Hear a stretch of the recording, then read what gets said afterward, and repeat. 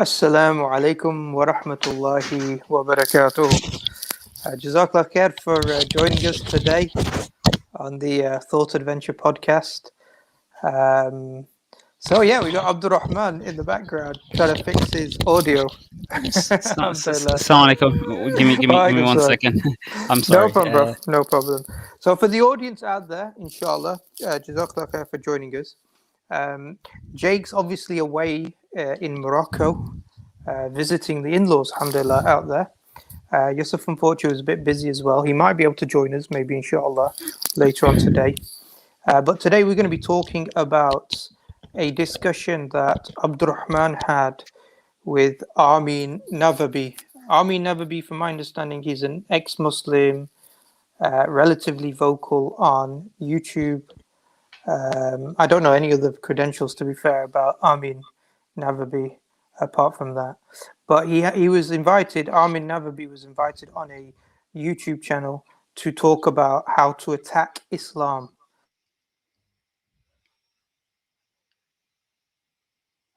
Sharif, I'm not sure if it's just me, but I lost you. Okay, you're back. Sorry. Maybe. Do you hear me? Yeah, I can hear you. Okay, yeah. So on the YouTube channel that Armin Navabi, if I can pronounce that rightly, he was discussing about how to attack Islam, and so Abdulrahman phoned into the show. And how long was the discussion you had with him? It was about 20 minutes or so, wasn't it? I think last maybe 10-15 minutes. It was More cut than 10 short. minutes. Yeah. Alhamdulillah. But I think in that discussion, pretty much, there's a lot to unpack and discuss. I don't know if you've got any particular thoughts, Abdulrahman, about going on discussing with him. How did you come across it? I mean, I opened my YouTube and the video just popped up. I mean, I'm not even subscribed to the channel, but was a suggested video, and I opened it, and then somewhere in the middle, and they were talking about morality, the age of Aisha, stuff like that, and I a lot of these discussions, this moral approach to religion, sometimes I get irritated by it, not because of the topic that's being discussed or the specific point they want to address, but because of the methodology, the approach they have to it. So it's like a lot of times you approach these discussions and I don't really know what argument the person in front of me is trying to make. So I thought I'd join in and say, like, guys, I want to understand what you're saying. So are you making an argument, a philosophical argument, and saying that, if Islam does not abide by particular standards, it is objectively false? Or are you saying that, are you critiquing Islam from like a modern secular liberal perspective, and are you trying to say that's not compatible with our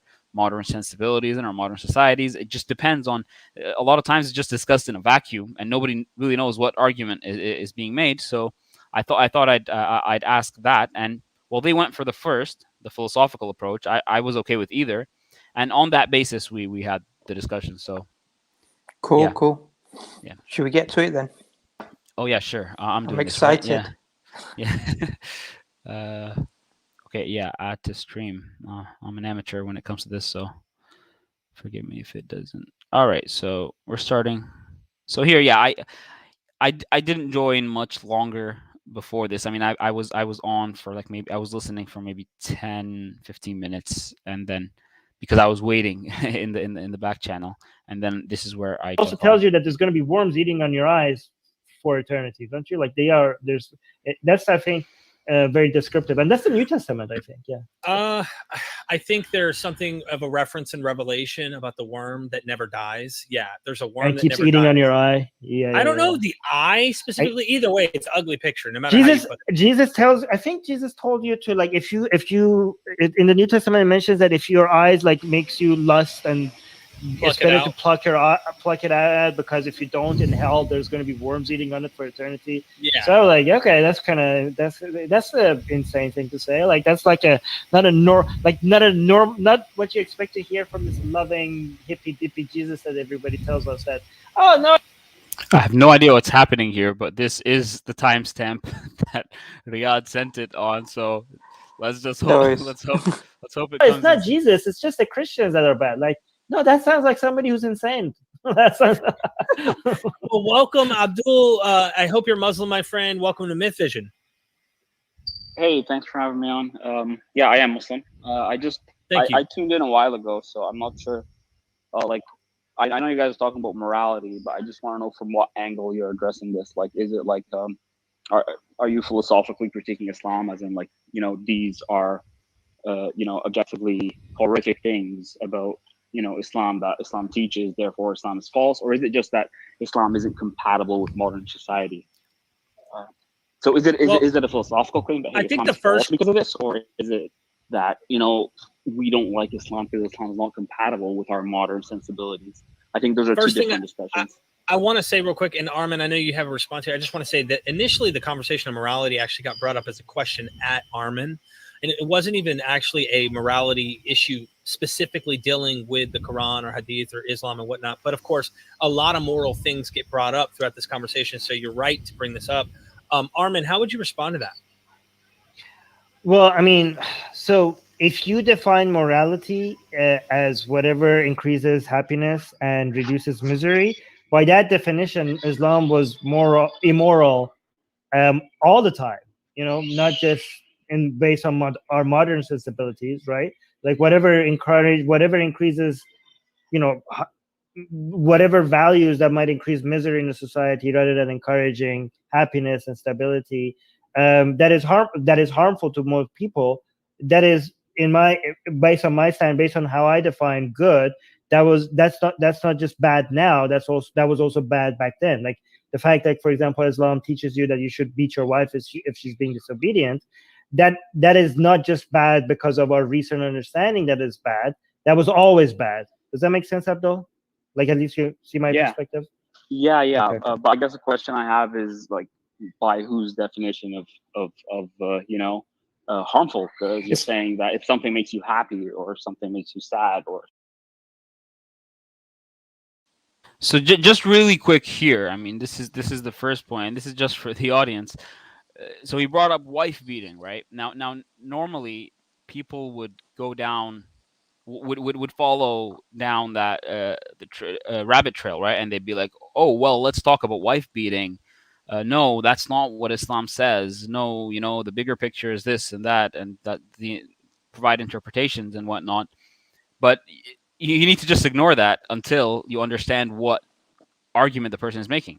So I just completely ignored what he said about wife beating, and that's just a point for the audience. I mean, don't get distracted by the red herring. So it's not about wife beating. It's about establishing a moral framework. Since he did take the philosophical approach where he is going to be critiquing it based on what he believes to be an objective standard, then the wife beating at this point is irrelevant until we lay down the foundations for the discussion. So yeah. Sharif, you want to say anything, or we can just carry on? No, I think 100%. 100%. I think this is the problem that you see a lot of Muslims get into, and even people who do dawah, they get into, which is that somebody brings up a contention against some law or rules within Islam, and then it becomes a whole debate about whose interpretation of the particular rule is correct and what this rule means and this, that, and the other. And I think the general view or the general way to deal with these types of discussions is go back to the basis. And the basis would be, okay, you've got a problem with this rule. Why? Yeah. On what basis are you critiquing this rule? On what criteria that you're doing? And I had a similar discussion a few days ago. I think you were there, Abdulrahman, on Clubhouse, where somebody was asking a question about. I think it was to do with Banu Qurayza, and what happened in regards to that. And again, you can start to go down numerous lines of discussions in regards to this. But I think the best way is to take it back to, okay, why are you bringing it up? What's your issue with it? Yeah, are you just like interested in some historical event, or is there some sort of position or point that you want to make? So I think it's really important for the audience to understand this. And this is part of the reason why I want to do these types of reviews, is to show how to discuss these types of topics, which may seem quite difficult at first, but there's a methodology. Yeah, and I just want to add to that, and I mentioned this point later, that we're not saying we don't discuss the point, right? So like if a person comes to me and is like, hey, let's say killing is wrong, right? And I have this concern with Islam, and he's discussing it. He has a concern, like he has a societal, like, concern about how Islam would influence the system that they have in place within a particular community, and whether it's going to bring violence and whatnot. Can we live together? Can we basically tolerate one another? All that stuff. That's okay. I mean, we can say, yeah, we can. So but that would suffice. I'll be like, no, yeah, I'm not going to kill you. I mean, I'm not ordered to kill you. But even if that's a misinterpretation of scripture, that's irrelevant. The point is that if you're going to approach it from a pragmatic perspective, and you're going to say that you're concerned about a particular type of evil, well, if you are just concerned about the realistic implications of the ideology, then you should be concerned about what people believe the ideology to be. And in that sense, well, yeah, none of us believes that we should go around killing people. We don't believe any of these things that you bring up from within the scriptures in the way you interpret them should be something that we're gonna go around and apply based on your superficial understanding of them. But then you're saying more than that. You're saying Islam's false and Muhammad was such and such. Stay away from Islam because of this, and that's making basically a claim about reality. So yeah, let's move on, and we'll see how the discussion went on. Something is harmful. So I don't know if you want to take it down this philosophical line, because I know that's a usual place theists normally do go to, but sometimes I get that this isn't the argument you're trying to make, so I don't have to tell you, hey, give me a foundation for your morality before you critique Islamic morality. But then if you are going down that path, I would ask, because you're saying we know it does not lead to happiness, or it does lead to harm. So do you know where the philosophical discussion goes here about the subjectivity of these terms you're using? Okay, no, it's not subjective. The goal is subjective, but the methodology is not subjective. Okay, so it's not a question of who decides what's who decides what is like moral or not. It's what, like, we're talking about what definition, right? So definitions are not set in stone. We could pick a definition that gives us the best utility, right? So this is not like there's nowhere in nature that there's no definition of morality in nature. Okay, words are things that we come up with. Like definitions of words is something that we agree upon, and we try to come up with an agreement of the definition that serves the best interest. Okay, and we think like the best so you could disagree with this definition, and we could use a different word. But when I say morality, I'm talking about what increases, and this is not who decides this. This is what the definition is. Okay, it's the question of what, not rather than who. We're talking about not that when you say, and you didn't understand what definition was. It's not about what makes me happy or you happy or sad or sad. This is about the entire level of utility, the level of misery and happiness in the entire population. It's not about in a certain individual's happiness or sadness. Okay, we're trying to come up with a method, with some codes or some standards or some ethics guides to life. And we're trying to come up with standards that are more likely to increase the level of utility in the entire population, right? And that's how we try to define morality, because that definition of morality will encourage more happiness and reduces misery. Does that make? Do you understand what I'm trying to say? Yes, it does. So you can say that we have a subjective goal, and we might have an objective means to get at that goal. That's fine. But I mean, perfect. You got it, Abdul. You got it. You got it. Here's the thing. The goal is still subjective, as in the goal that we set is initially subjective. No, I just wanted to say that Armin just was waffling, and it was really hard to listen to understand what he was trying to say, and literally in a sentence, less, maybe about 10 words, he summarized his point. And he's like, oh yeah, that's exactly what I mean. No, that's not what you were struggling to articulate the point. So yeah, I just thought that was quite a funny point. Exactly, and it's fine to say what he said, but it's still missing the point, which I do raise later. So yeah. But it's an important point, because he agreed. Sorry, he did agree what you said, which is that you have a subjective foundation, but an objective measure to get to that subjective, aim or goal. Yeah.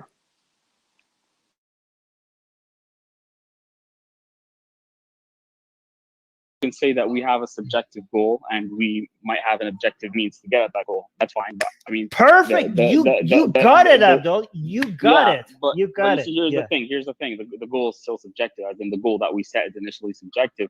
I can agree that it's always going to be objective from certain aspects. Like, for example, if we want to be healthy, right, then there is an objective means to be healthy, right? And maybe we should refer to doctors and nutritionists and stuff like that. But then I think it's much broader than that, because you're talking maybe in the context of some form of utilitarianism, because you're talking about the happiness of society. So maybe it's the greater good for the most amount of people. And by the greater good, I mean, I just want to know how you're defining that objective. Is it in terms of survivability, that we're going to reproduce and just continue living? Or is it like a psychological state of happiness? First of all, I want to acknowledge of how you completely understood, like you understand what we're talking about, and that's so amazing. Okay, so yes, we have a subjective goal, but how given that goal, there's an objective ways that are better at achieving that goal and objectively worse way at achieving that goal. So you completely got it, and your example was perfect. Like, if we have a goal of being healthier, there are objective ways of doing that better and objective ways of not doing that very well, right? But then who decide? Like, then you can be like, well, why should that be our goal? And that's a different discussion, right? But what is that goal? Your question is, what is that goal? Is it survival? No, it's actually like well-being. You know what I mean? Like there are different ways of measuring it. There are better ways of measuring it and bad ways of measuring it. And I acknowledge that we don't have perfect ways of measuring it, but we have some sense of measuring it. Like, there are some obvious things that we know people prefer, and some obvious things that we know people don't prefer. We do know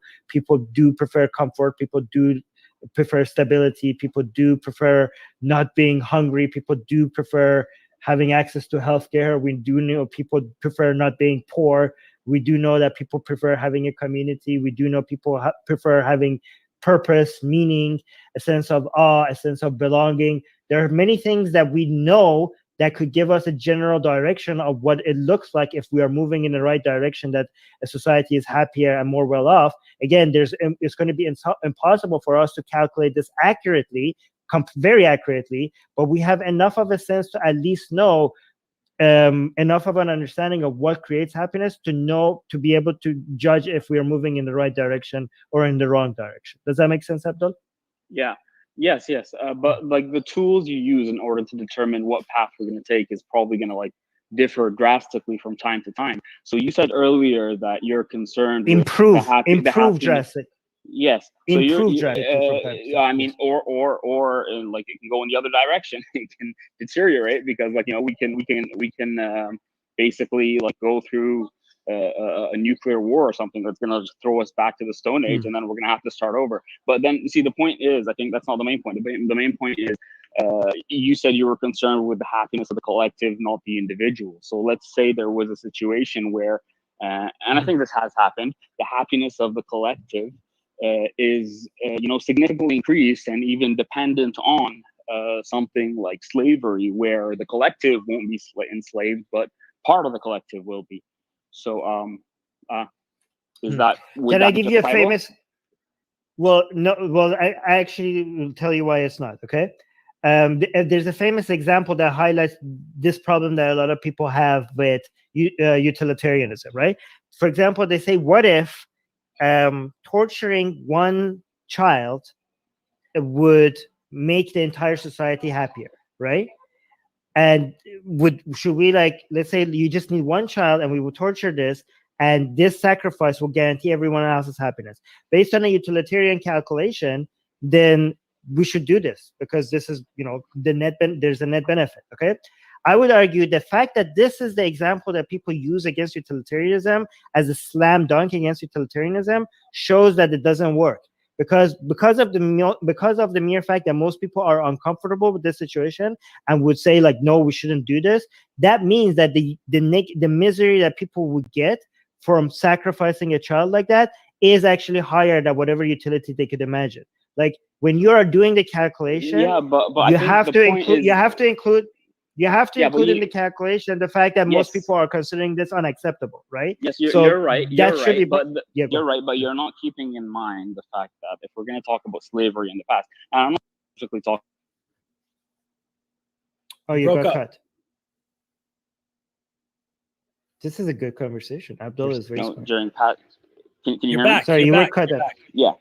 Yeah. Sorry about that. I got a call. So if you're talking about slavery in the past, the thing, and I'm not specifically talking about Islam, what I'm saying is you're saying that the collective might be, psychologically unsatisfied or, unhappy by the fact that a baby is killed. But that's the problem. So in the past, there were societies that were perfectly fine with slavery. So if you're talking Right. about the subjective happiness of the collective, I mean, Right. by your own standards, in order to be consistent, you would have to say that, yes, it would be justified. Right. So here's the thing: we are as part of the collective that doesn't like slavery and doesn't also like child torture. Right. So what we are trying to do, like, so for example, then when I say like we should like opt for the highest amount of utility, the highest amount of happiness, and there are people could say like, well, what if most people were psychopaths and they didn't care about other people's happiness, right?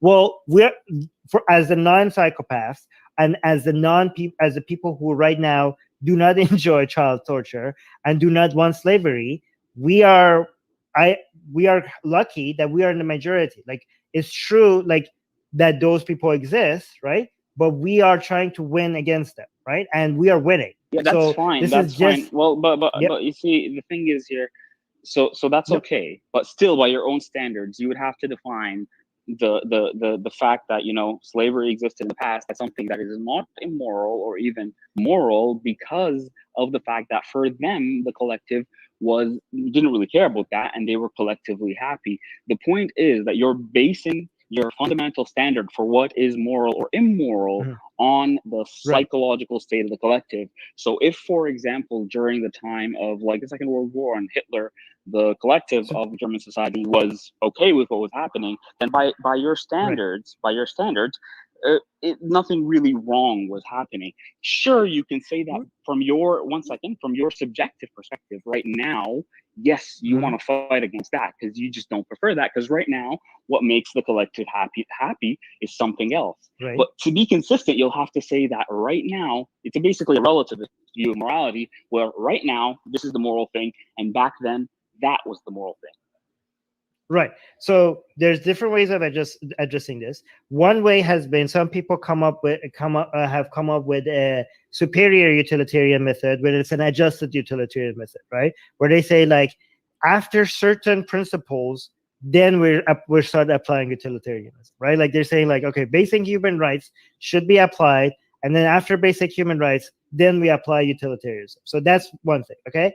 Another way to address this is that for me to address like to also say like there's certain a level of pain, okay, that the negative utility on our calculation should be much higher than mere conveniences that people are going to have in life, right? You know what I mean? Like if you get to have apple juice instead of water, and the cost of it is slavery or child torture or something like that, then your calculation of the misery associated with those pains should be significantly higher than the small conveniences that people are getting from these mild pleasures. Okay, that's another way to define this. Yeah, but another but, wait. okay, Last way. No, let me finish. Gentlemen, we have a guy in the bottom of the chat, just so you know, Okay. Armin. So we have to.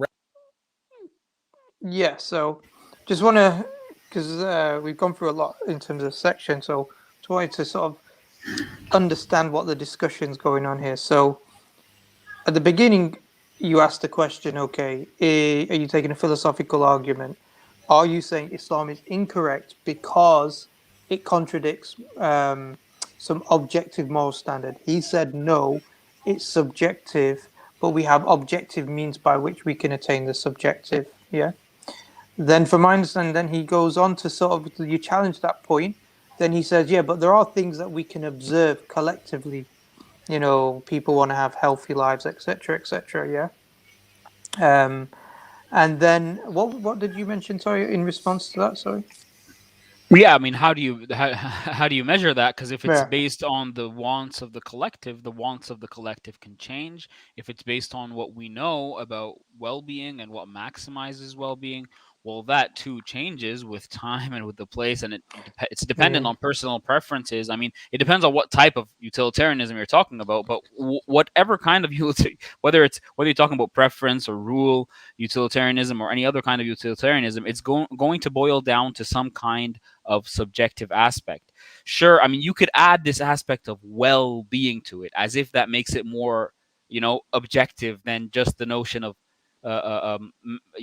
greater happiness or collective happiness, but it really doesn't, because it's going to be based on certain standards, and it's going to be based on certain preferences, and it's going to fluctuate and vary from time to time. And sometimes you will see that, well, even the collective well-being and the collective happiness is going to depend on something like the subjugation of a minority population. Well, if the happiness of the collective or the majority population is going to depend on the slavery of a certain group of people, like, not many, well, let's say it's like a minority, right? And you will have to say, well, that's the right thing to do because our collective happiness depends on that. So what I'm trying to get at with him is that, based on your standard, I don't know how you are taking this route, or you chose this route in the very beginning, where I want to philosophically critique Islam and say that it is objectively wrong because it is not in line with an objective standard, when you yourself are not a moral realist. You are a relativist and an anti-realist, and you don't have any ground to stand on in order to judge Islam through your subjective standard. You can judge it based on your preferences and based on our current times and the way you think we want to live and what you think based on our current evidence is better for society and stuff like that. But all of these things are going to have certain subjective notions within them. Like, I can't help but say better, what we prefer, what we want. I mean, there's nothing, we can't put any of that under a microscope and be like, hey, this is what objectively makes us happier. There's going to definitely be a significant aspect of subjectivity to it. Yeah, and then what he then tries to do, he tries to preempt your point about utilitarianism. So he's trying to preempt the point, which is saying, well, would it be okay to kill one child, one baby, or torture one baby for the was it survivability or something like that, did you say, or happiness? Yeah, for the happiness of the collective. Yeah, for the happiness of the collective. And then he said, no, because the majority of people would feel so horrified by it, there'd be a net collective unhappiness. So he's trying to say that. Now, obviously there's a number of problems with regards to this particular perspective. And I think you sort of highlighted the problem, because you sort of said, well, okay, but we did have societies in the past that used to torture and sacrifice babies, like the Incas, I think it was, or the Aztecs. They used to, sacrifice before the Muslims came to Egypt. They used to, as you'd know, isn't it, Abdulrahman? They used to sacrifice women into the Nile. Yeah, I'm not saying you did it. But I'm just saying they used to do that to help the Nile flow. So people were happy. It's not like the people weren't happy. Yeah, they weren't like in a state of utter misery. They said, "Oh, that's a good thing. It's a moral thing to do." Yeah, at the time of the Prophet ﷺ, before Islam was established, they used to bury their daughters alive. Yeah, it was seen as it was a shame to have a daughter.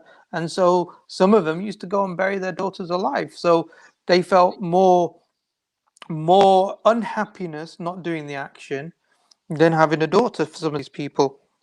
And this then reinforces the point that it's very subjective, in terms of saying, okay, on one standard, we might say people might be unhappy, but on another society, they'll have a different set of standards, norms, tastes, and fashions. Like today, if you ask Muslims about the way abortion's been applied within the West, we're horrified by it.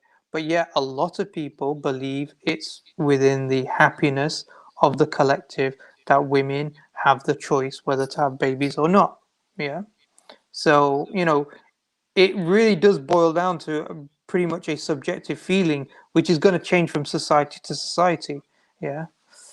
Yeah, exactly. And the thing is, I mean, I was granting him a lot because I knew the discussion won't last for long. And by the way, I mean, you could see that the host here moved on really quickly because someone was waiting, but it was a good discussion. I mean, it was going somewhere. He moved on really quickly, and if you'll see, I think they went on for like a really long time after I left. So the discussion could have went on, and I was there, but they didn't bring me back on.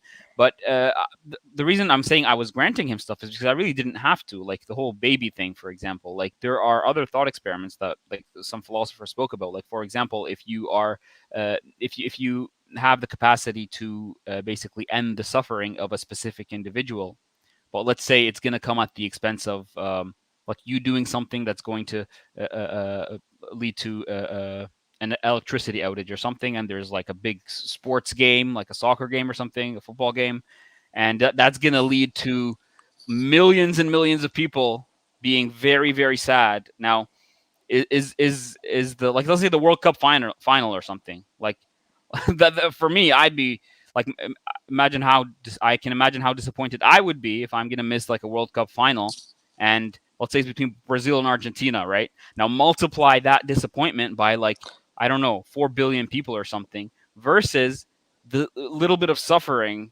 that this one person is going to avoid. Now, do I help this person? Now, utilitarian is a very tricky situation here, right? And that truly is problematic. I think they try to get out of this when they try to propose other forms of utilitarianism, but it just circles back to the same point.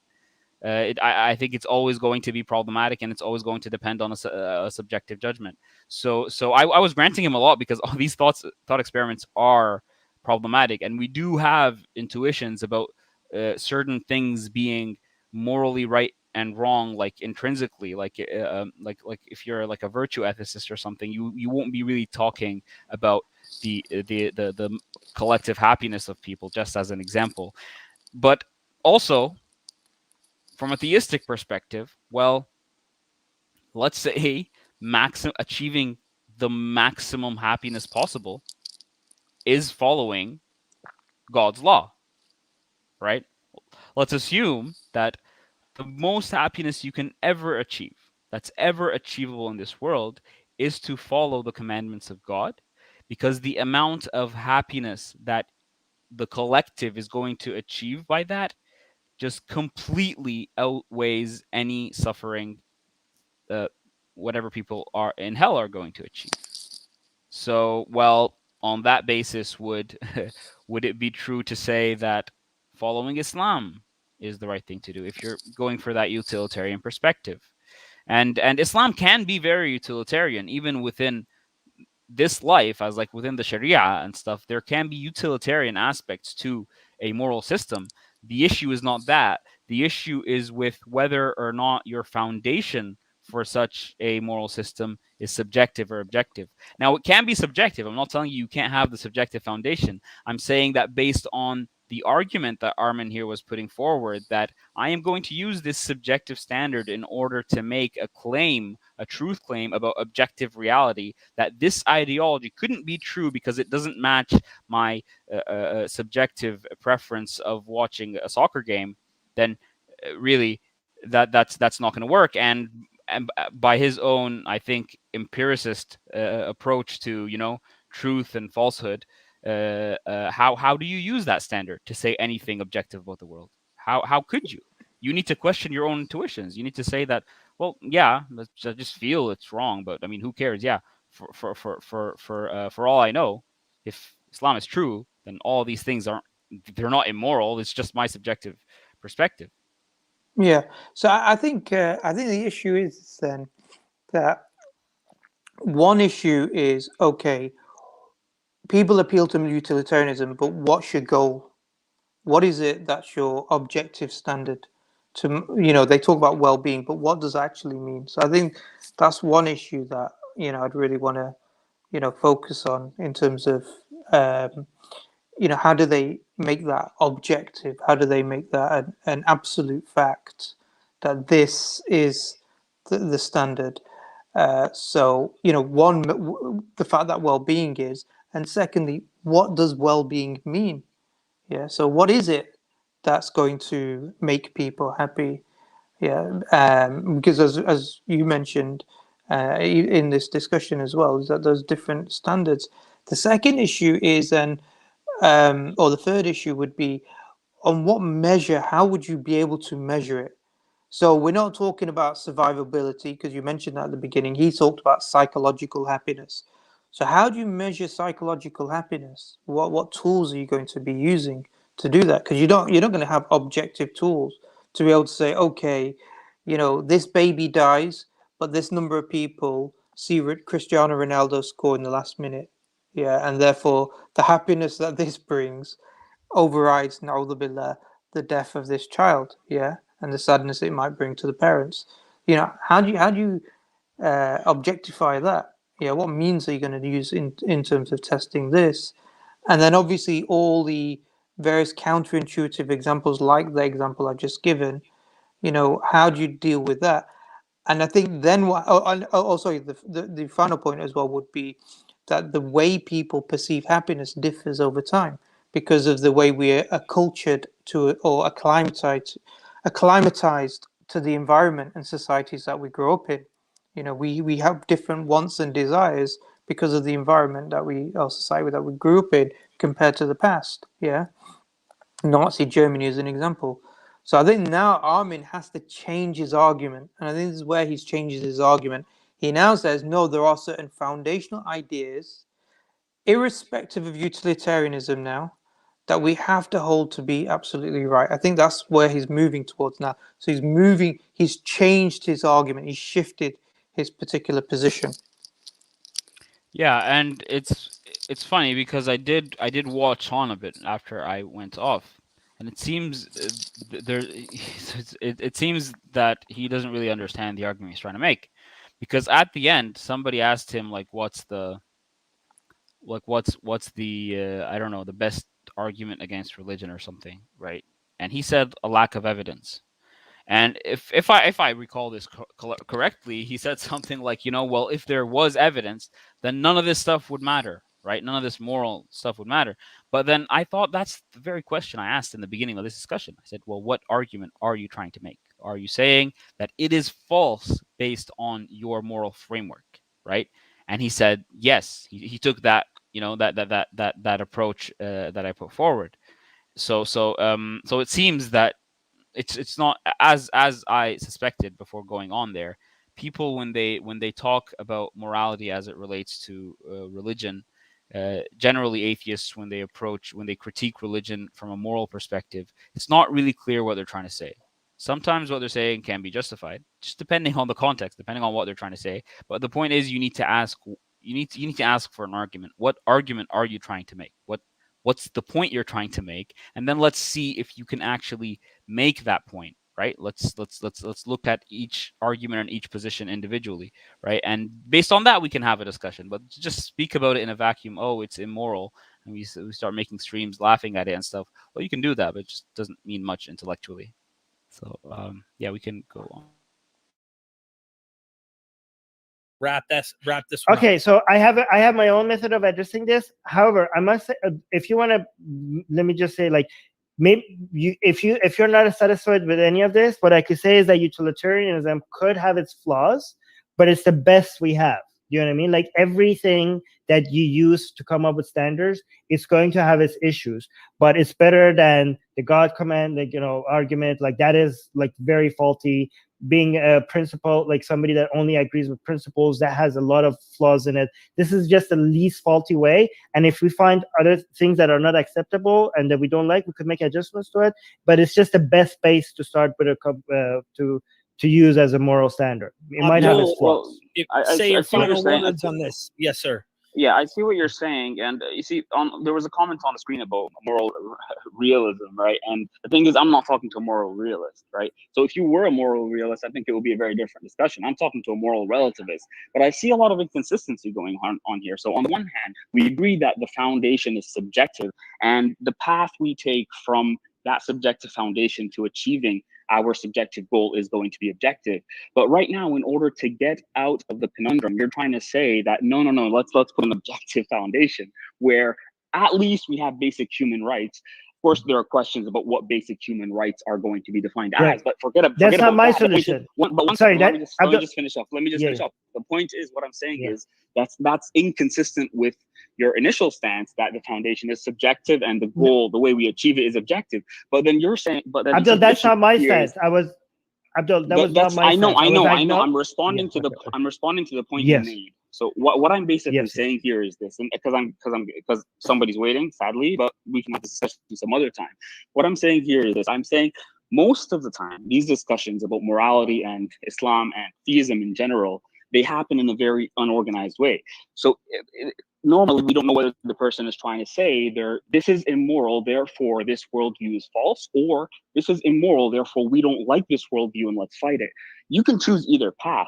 But if you're trying to make a philosophical claim that the immoral aspects from your perspective of Islamic teachings do make it false, then you're going to have to rely on some kind of objective foundation, because as a relativist or subjectivist, you can't really make that claim, because by definition, your subjective view on what should be right or wrong isn't the objective standard by your own standard. But if you're saying it's something we don't like, then that can be a different discussion. And I think there are a lot of ways that Muslims do take. Like I think one of the problems with your approach, and sorry, this is the last thing I'm going to say, one of the problems I see with this approach is that you're talking to people who are like the brother who was right before me, who are saying, no, we don't like pedophilia. No, we don't like child abuse. But you're trying to impose your narrative on him as if that's a good thing. So let's assume Hinduism, something I don't agree with, had this very immoral teaching. If I was discussing it with them from an instrumentalist perspective, in the sense that, like, how are we going to coexist? And they say, no, we don't believe in, let's say, racism. And I try to say that, no, by right, you are bound by this in your books. So I try to impose on the moderate Hindu, from my perspective, that I want to coexist with, a reading that I don't like. I think that's completely misplaced. So unless we're having a philosophical discussion about what ought to be, which you can't have that discussion because you don't have an objective foundation, if we're having a pragmatic discussion, I don't think you should impose your view on the people who adhere to a worldview that you find flawed in the first place. Just accept their moderate interpretation of the verses, which I'm not saying is wrong, by the way. Abdul, you got to wrap it up, man. I'm going to go ahead and Abdul, I need to be able to respond to all of this. That's a lot of saying is, if you're approaching it from a pragmatic perspective, you said that. It don't make sense to say, hey, listen, no, you should go kill people if you are a true adherent of your worldview. That doesn't make sense to me, unless it's in a philosophical discussion. I have heard that many times. Okay, all right. I'm gonna have to. I have heard that many times. Yeah, let me address all of that. Okay, so Should first we just of all, pause it there before you address it? It was not my argument that my adjustment to. Yeah, so I noticed how they quickly, just simply kicked you off. I also noticed that they just sort of. And I was waiting in the background until the very end. I didn't get back on. Yeah. Right. Oh, just really quickly, just because, alhamdulillah, we've had some super chats. Mohammed Dahman has said, keep doing what you're doing, Tap. Jazakallah khair. Jazakallah khair wa yakum to the brother. And also Sheikh 74 Hamid. I think he's meant to say, love you, brothers on Tap. Alhamdulillah, bless. Jazakallah khair. For the support, and for everybody who's watching, listening, share, like, subscribe, do all that. You know what to do. But yeah, alhamdulillah. So you were saying, Abdulrahman. Yeah. So basically that's basically what I'm trying to tell him. What I was saying earlier is that you need to really be clear in what you're saying. You're just throwing words all over the place and appealing to emotions. That's what most of the time. Like that's what is happening most of the time when you talk about these moral considerations or moral concerns in Islam or Christianity or any religion. You really just need to be coherent about your approach. What are you trying to say, and how are you making a case for the position you're trying to establish? That's what. If especially considering as an empiricist, I think Armin Navabi is an empiricist. He said a few things that indicated that, and generally a lot of atheists these days are. That it's really strange. I don't see how you can do something like that. You start off with this very subjective view, like you're talking about normative statements about reality, and then you use that to say that this couldn't be a prophet of God, for example, or this couldn't be a true religion. In a way, I think they kind of need to rely on that foundation as if it were objective. It's almost as if there's something really strong, within us that tells us that wrong is wrong and right is right, right? And it almost seems plausible to say that, if you are not in line with this objective standard, then there's something wrong. But here's a problem. How do you ground that on your worldview? It seems you know it. I mean, I'm not saying you're lying or you're dishonest, but it seems just subconsciously you know it, because otherwise these arguments would be silly from an empiricist perspective, right? Unless you're talking about it in the sense of utility, just mere utility. But then it seems we're saying much more than that when we're saying we don't like pedophilia and this is wrong. We're not saying, hey, so let's not do it. It seems we're saying much more than that. And I don't think you have the grounds to make that first claim. If you did and you were a moral realist, yeah, we can talk about those points. It's not like we're trying to evade. Yeah, I was going to say, could you explain a bit more about what you mean by moral realist and how Armin wasn't a moral realist? Yeah, so a moral realist is someone who believes there are true, mind-independent, moral facts about reality. Like moral propositions have some kind of mind-independent truth to them, or they have some kind of, objective truth to them. The thing is, if you don't take that position, you're more anti-realist, and you're just saying the opposite, right? So if you're saying the opposite and you're saying it just depends on your subjective view, like it's something that's just created by your subjective interaction with the world, and then you turn around and say that as a subjectivist who doesn't believe that there is something objectively true, about morality, I am going to say that this position is objectively false because it doesn't correlate, or it's not in line with my subjective preference. It doesn't make sense, and based on your own standards as an empiricist, if that was your criteria for truth, you probably wouldn't be able to achieve anything in science. I mean, you wouldn't be able to. You'd get kicked out of a lab before you even step right in, because you need to see these things through a third person subjective experience, third person observation, basically. And I mean, there can be realist atheists who are moral realists. Now, obviously, that's a different can of worms, and I think no form of moral non-theistic moral realism is plausible to me. I think it doesn't make sense. I think if you're going to be a moral realist as an atheist, then you really can't have as strong a case as many atheists do against moral arguments for the existence of God.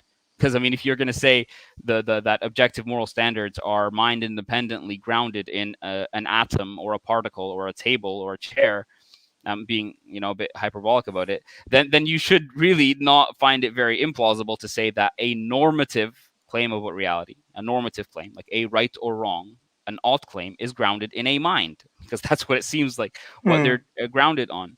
So yeah, I think it depends on what argument you're trying to make and how you're making it. You can't have your cake and eat it too. You can't say everything is our perspective about reality is subjective if we can't basically verify it from an objective third-person perspective, and at the same time use that very standard to say, oh, that's objectively wrong and it can't be mind independently true. You can't do that. So in essence,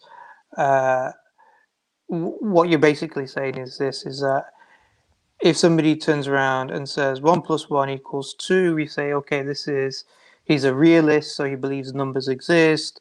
He believes that this proposition 1 + 1 = 2 is a necessary fact. Yeah, it's true in all possible worlds, if you want to use that language. And then he's got a scripture that claims to be from God but contradicts this necessary fact. Then you'd say, okay, well, that's false. The scripture cannot be true, because this standard that we have, 1 + 1 = 2, is necessary, has to be true in all possible worlds. This scripture claims it's not true, therefore I'm going to side with the fact that 1 + 1 = 2 is necessarily true. Therefore, this must be necessarily false or necessarily incorrect. So in essence, what they want to do is they want to say, this is morally true. This is what, this is an absolute moral truth that exists. This is what the Quran says, and the Quran contradicts this necessary moral truth. Therefore, the Quran must be false because it contradicts this. But the problem with Armin is that Armin doesn't accept there are necessary moral truths. He believes it's subjective, or more specifically, relative. Yeah. And as we brought out, it was relative to the societies that they're brought up in how they see well-being. So there's a lot of there's a lot of metaphysical commitments, or I don't know if metaphysical commitments right, but there's a lot of I think assumptions. That's right. Yeah, there's a lot of assumptions that are being made about well-being. Well-being in terms of the context of society, how it influences the individual, how society is maybe predicated upon certain core assumptions or narratives about what's good and bad, and then that becomes normative for the individual, even though it might not necessarily have a particular grounding. And so then people perceive it as good or bad, but then when you peel back the layers, it's like an onion. When you peel back the onion, there's nothing solid within it. Yeah. And I think that's what, in essence, what happens with morality is that people look at it, they're very strict, this is morally true, and then when you peel it back, you find that there isn't really anything that it has a foundation upon. And then you mentioned also another point about atheists and moral realism. So what were you saying about that in terms of the fact that atheists who believe in moral realism say that this mind independent moral fact exists, and that it exists as some particle or wave? Yeah, particle or wave, or like maybe like a Platonist would say in some kind of like abstract realm. And I'm not going to critique that now. I think I think it's absurd, but then that would need to be dealt with properly. But the point is that if you find that anywhere near plausible, and by the way, some people literally say the word particle. We had T-Jump 3 days ago. Like, it could be. He doesn't say it is a particle. He just uses he just says it could be a particle or a thing. So it's something objective, and he's a materialist, by the way. So he doesn't believe in any abstracta or any of that, if I'm not mistaken. So he literally says it's matter. But then, to be fair, I think there are much stronger views, even though they still, I think, don't even get off the ground. But then the point is, if you find that in any way plausible, then we have two theories here: normativity, rights and wrongs in terms of oughts, grounded in a mind versus grounded in either like matter and a particle or some abstract object. Really, I mean, how does a particular state of being, a particle or a gravity or something, make normative statements? It just is. It just behaves in a physical way. I don't see how you can be a reductionist to say that. And about Platonism, I mean, there are huge problems, I think, with Platonism, but I just think, I mean, how do you have like this abstracta that isn't really causally efficacious? It doesn't really interact with us causally. How does it set the standard that we're going to interact with and use as a basis? I mean, and more importantly, I mean, for me, when you say abstract things, and when you start really asking questions about what the abstract realm is and how it exists and stuff like that, it seems to me that really you're talking about a mental state, and we can discuss that elsewhere. Of course, there need to be arguments. Yes, it's a good point, I think, because what in essence you're saying is that to talk about something as being morally what you ought to do as an objective fact, you're really talking about a moral proposition, a sort of a mental concept.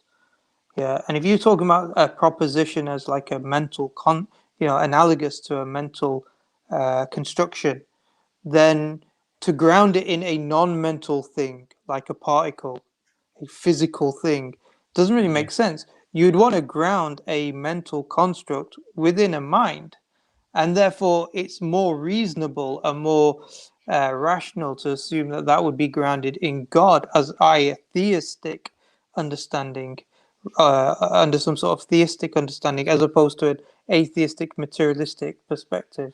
Yeah, and by the way, I mean, I want to say this because I don't want to go too far off the point, but I'll just say this real quickly. I mean, how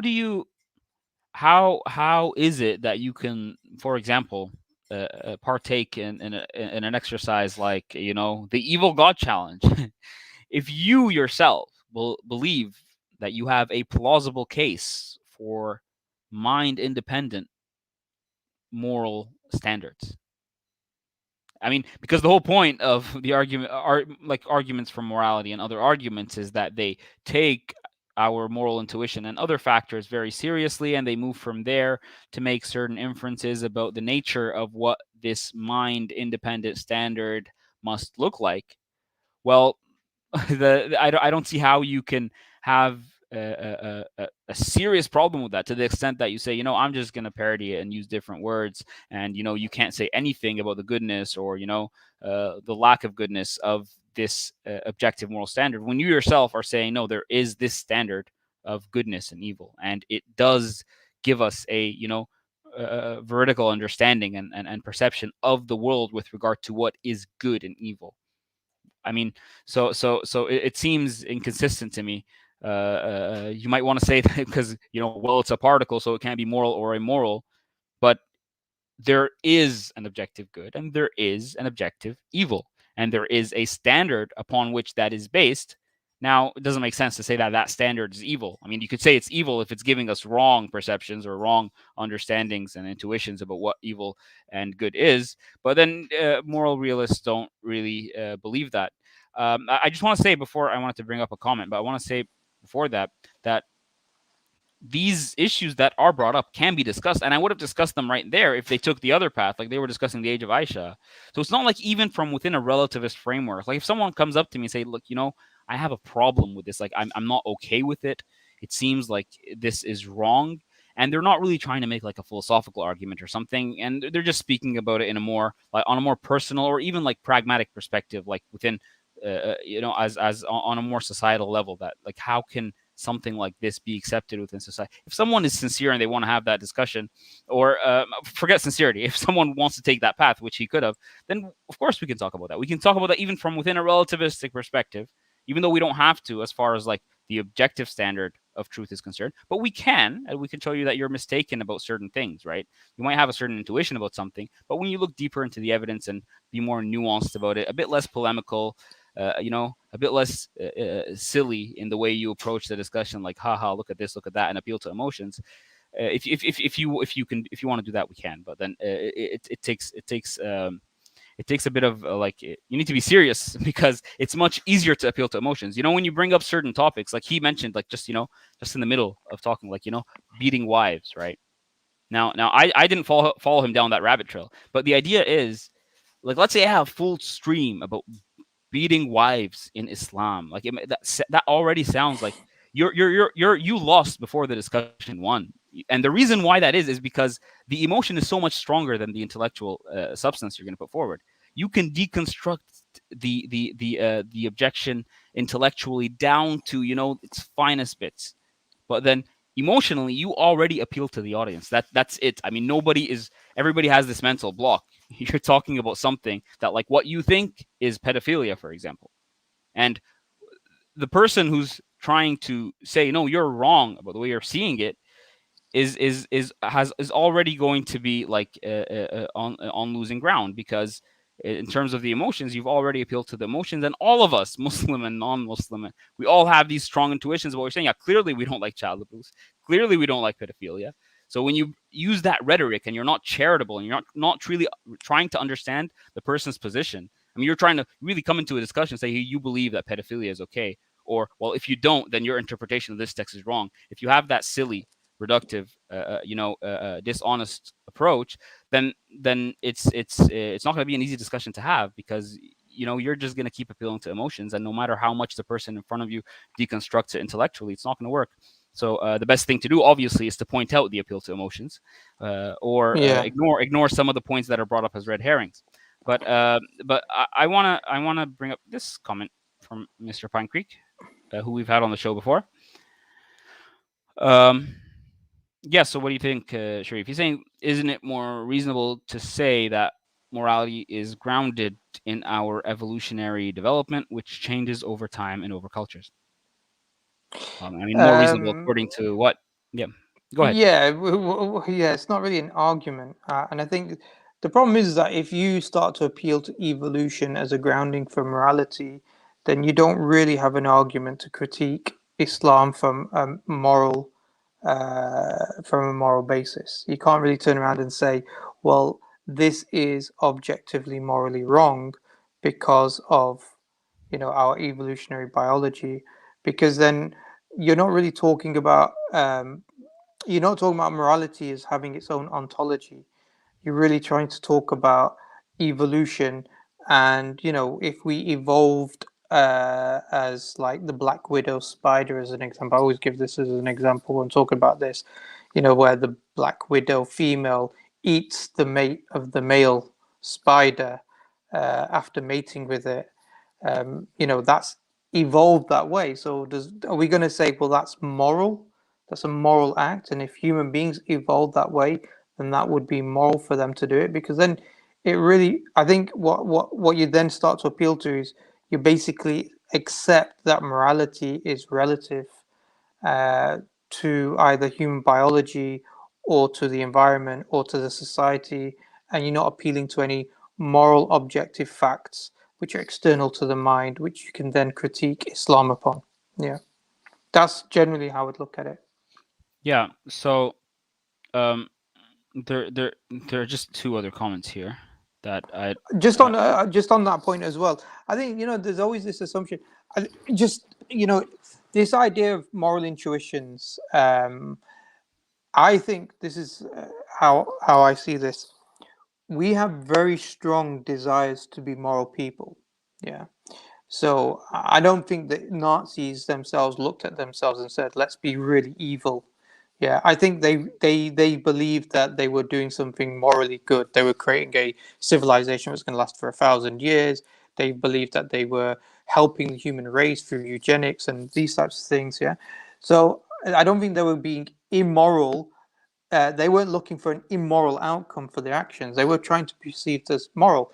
But the issue is this: is that desire to be moral is coupled with the environment that you live in and you're brought up in.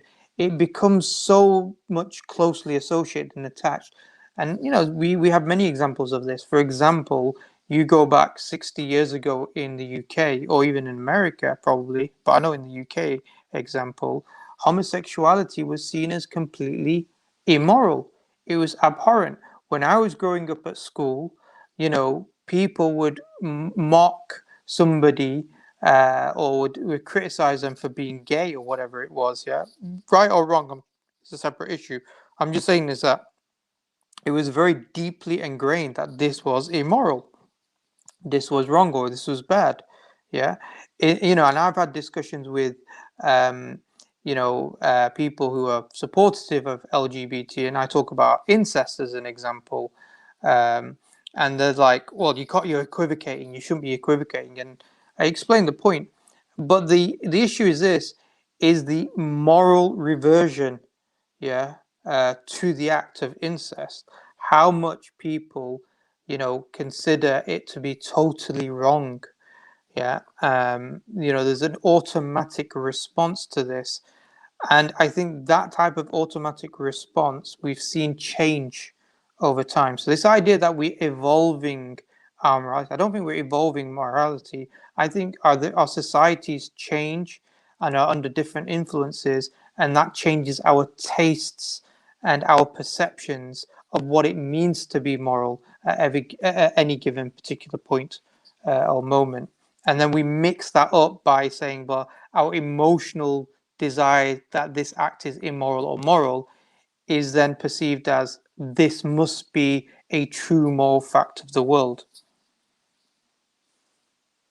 Yeah, and I just want to add really quickly. I mean, so because the question is it reasonable to what's it called to say that we can have an evolutionary account of morality? Well, it depends on what you mean. I mean, so In what context? Like, so yeah, if it were the truth of the matter that materialism is true or naturalism is true, religion is false, and I mean, even on certain accounts of theism, I mean, it wouldn't be a problem, just depending on it evolved in a way so that it can reach the objective standard that God wants. But whatever. I mean, if you're saying within an atheistic perspective, then fine. It might be like internally reasonable based on your worldview to assume that, well, it just happened to evolve. The issue is not that. The issue is that has implications. You can't claim some kind of morally superior standard. It's just happened to be the case that we evolved in a certain way. There are no oughts here. There are no oughts. It just happened to be the case, and it might be better for our survivability. But then you keep asking questions. Well, why is our survivability good? It makes us happy. Why is happiness good? There's always going to be a normative aspect to a world that you see as fundamentally material and reducible to nothing but atoms and particles. So it doesn't really matter at the end of the day. You can have it. You can live with it pragmatically, but in terms of how far you can take the philosophical implications of that and what you can do with it in terms of determining objective truths, I don't think you can do much. And so there's just very quickly, there was a question somewhere about, well, why ought you obey if it was God, like, for example, well, why is it the case that in that case you ought? That, again, that's missing the point. The point is that you can't bridge the is ought gap, right? You simply cannot do that from a purely materialistic perspective. Or let's say, some people assume you can, but then at least, like, as a moral anti-realist, you simply cannot.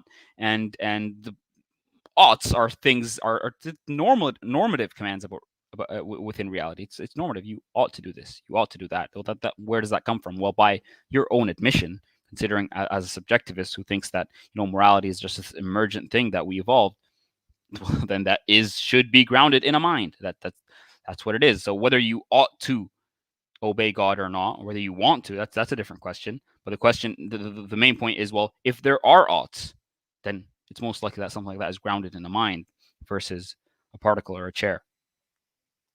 So that's about it.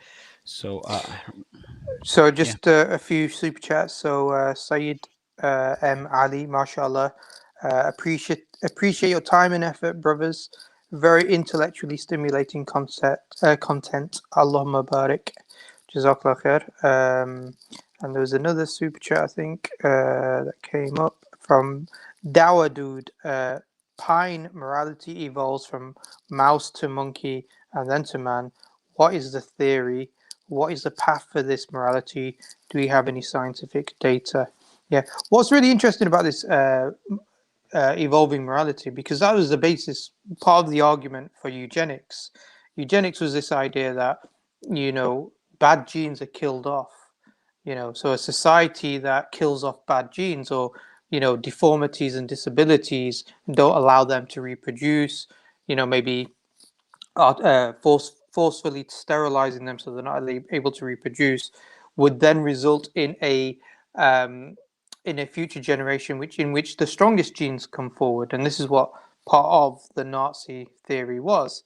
And in fact, during that 18th or mainly 19th century, particularly European colonization, one of the arguments of the fact that the Europeans had a right to colonize the other parts of the developing world is because they argued that they were evolved at a higher level. Their culture, their civilization, societies, because of the technological and scientific advancement, meant they were greater in terms of their evolution, and therefore they had the right, the moral justification, and the intellectual justification to colonize what they saw as lesser or maybe not necessarily subhuman, but lesser evolved cultures and societies. So they really applied this social Darwinian model upon how they undertook their policies, like colonization or like the Nazis did with eugenics, etc.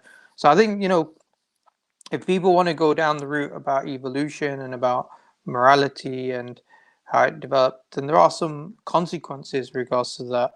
And those consequences we have seen. It's not like we haven't seen these people argue these things. Now, people might turn around and say, oh, they got the scientific data wrong. Yeah, but what about, I think it was is it Francis Crick, one of the people that discovered the DNA, the molecule, you know, in terms of the actual structure of the DNA. He argued that non-white people, black people in particular, were genetically prone to have lower IQs, than white people. Yeah, he's from Britain, and he's a famous geneticist. Like I said, he helped discover the DNA strand in terms of what it looked like. So, you know, what do you do in that situation? Do you turn around and say, well, you know, it's incorrect because we don't want to say people are less human or less evolved? Or are we, you know, because we want to hold on to a standard which supersedes our biological nature? Or are we going to say, well, if that's what the science says, and that's what we have to accept, that humans evolve at different rates, and different cultures and different races, supposedly, if they exist, have different evolutionary positions, hierarchies, even within human species as a whole. Yeah, so I think there's a lot of consequences holding on to that particular view.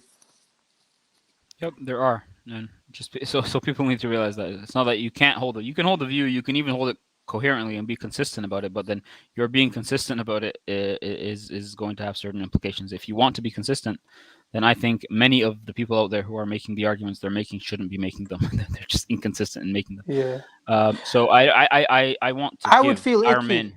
I would feel icky with those types of arguments from evolution. Yeah. What was Armin's response to you? I know you got kicked off. Should we listen to what he tried to say afterwards? As funny as that is, Sharif, I think Go it's on. also a good point, because if we're appealing to ickiness, I mean, it does kind of sound icky. Like, for example, something like Richard Dawkins, I think he famously answered the question about whether, you know, the fact that I don't remember, something like the fact that it's immoral for somebody to sleep with their mother is just as much of a coincidence as, you know, it is that we evolved 5 fingers versus 6 fingers, something like that.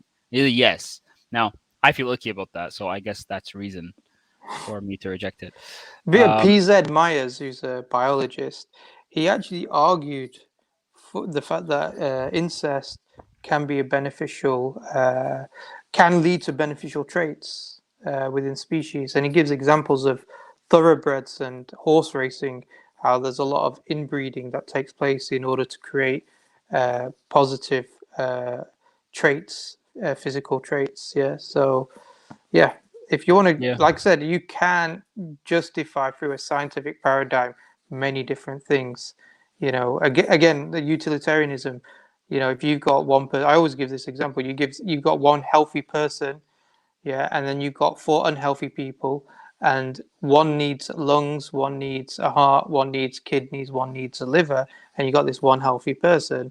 Then, you know, if you want to maximize the benefit and minimize the harm, then as a result, you could harvest the healthy organs and give it to the people who are sick in order to make them healthy, and then 4 people are healthy at the detriment of one person who's harmed.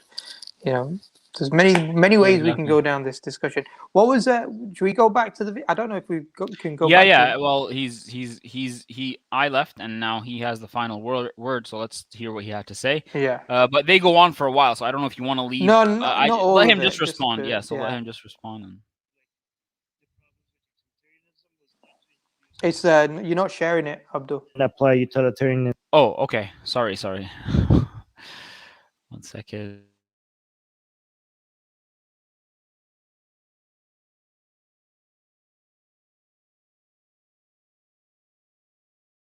I'm not saying is wrong, by the way. Abdul, you got to wrap it up, man. I'm going to go ahead.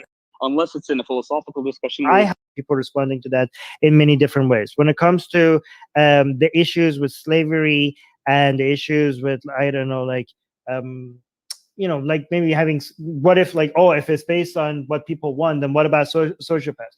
Like, well, we don't live in that world right now, right? Like maybe if you lived in a world where most people accepted slavery, or most people were psychopaths, then these calculations wouldn't work. So, but luckily we have managed to, our side of the people, we have the upper hand. So utilitarianism works right now as a way for us to measure what's right and what's beneficial for society and move things forward, right? In the best way possible. So we have won, and fortunately for psychopaths, even if they don't care about other people, our way of coming up with standards, it makes the world a better place, including people who don't care about other people. Like, this is just the best way to run a society, to come up with these standards based on utilitarianism is the best way to, like, we have seen that societies run better if standards are come up based on these models for everybody, including people who might want slavery, who might want to just murder people randomly, even if their brain doesn't operate like ours. We have shown that these standards objectively make societies better. Like, we have enough data to show that these standards are superior. So we have data to show that this works, right? So, and this is objective. This is not subjective. We could show. So your personal preferences, if you don't care about other people's happiness, it doesn't negate the fact that these make societies run better. These standards, okay? And another thing, even if you think like utilitarianism is not a perfect way to come up with what is moral and what is not moral, we don't need absolute perfection to be able to at least make judgments about certain things, right? So you could come up with some scenarios where your standard seems to have some weaknesses. Like, so for example, if you come up with the example I said, like, what if you have one child, and if you torture that child, all of a sudden everything in society is what utilitarian seems to be flawed in this situation, right? It doesn't work here. And we could address that, like, is it flawed? Can we fix it? Can we come up with a better model that this doesn't happen? Yeah, there might be some fringe issues that utilitarianism maybe be struggling with, but when it comes to obvious things, for example, that obvious harmful ideas like child marriage in Islam, or like wife beating in Islam, or slavery in Islam, like, those are not the fringe examples that utilitarianism struggles with. Any person on the right mind could see, like, these are horrible values. These are not values that make society better off. So yes, you can't come up with some weird fringe examples where utilitarianism might struggle, but for most things, utilitarianism, again, like, we're not religious. We don't have a God. We don't have to act like what we have is perfect, that it measures things perfectly and the answers are perfect. We know that the systems that we have are flawed. They're just the best we have. And because they're not divine, they're going to have issues, okay? They're going to have issues. We don't believe in anything divine, so we don't believe in anything perfect. Even though they're flawed, we work with what we have. So last point he brought about, I don't impose my reading on anybody. Like, you can't impose your reading on other people. I'm just talking to people. I don't have a gun on anyone's head. If somebody disagrees with me, they're not forced to accept my understanding of the Quran. They don't have to accept my understanding of the Bible. They don't have to accept my understanding of Hinduism. I don't understand where this imposing comes from. I'm just talking. If you don't like it, you don't have to agree with me. I'm just trying to convince you. There's no imposition happening here. So I don't know what this idea of imposing comes from. I don't understand it. I think what he's trying to say, if I can just clarify what I think, and I don't want to straw man, he's trying to say, for example, eating was on, and he was saying, no, I don't accept that. That's not true. And you were like, look, if you're getting rid of all the hadith technically, or you're picking and choosing the positive ones, right, you're kind of creating your own Islam. You're not really going with what all of Islam practically is teaching about this, if that makes sense. No, I think what he's trying to say, I'm gonna replace impose with convince to make his argument better. Even though Abdul was fantastic, okay? I know Abdul might disagree with me. I really like arguing with people like Abdul because he gets what we're at least saying, and the arguments seem a lot more. The argument is very intelligent. He's a very intelligent person, right? I enjoy talking to him, right? Even if we disagree. But his last point would have been better if he said, instead of saying when you're trying to impose your reading, if he said if you're trying to convince Muslims, like, why are you trying to convince Muslims that these horrible and understand, like, if you like.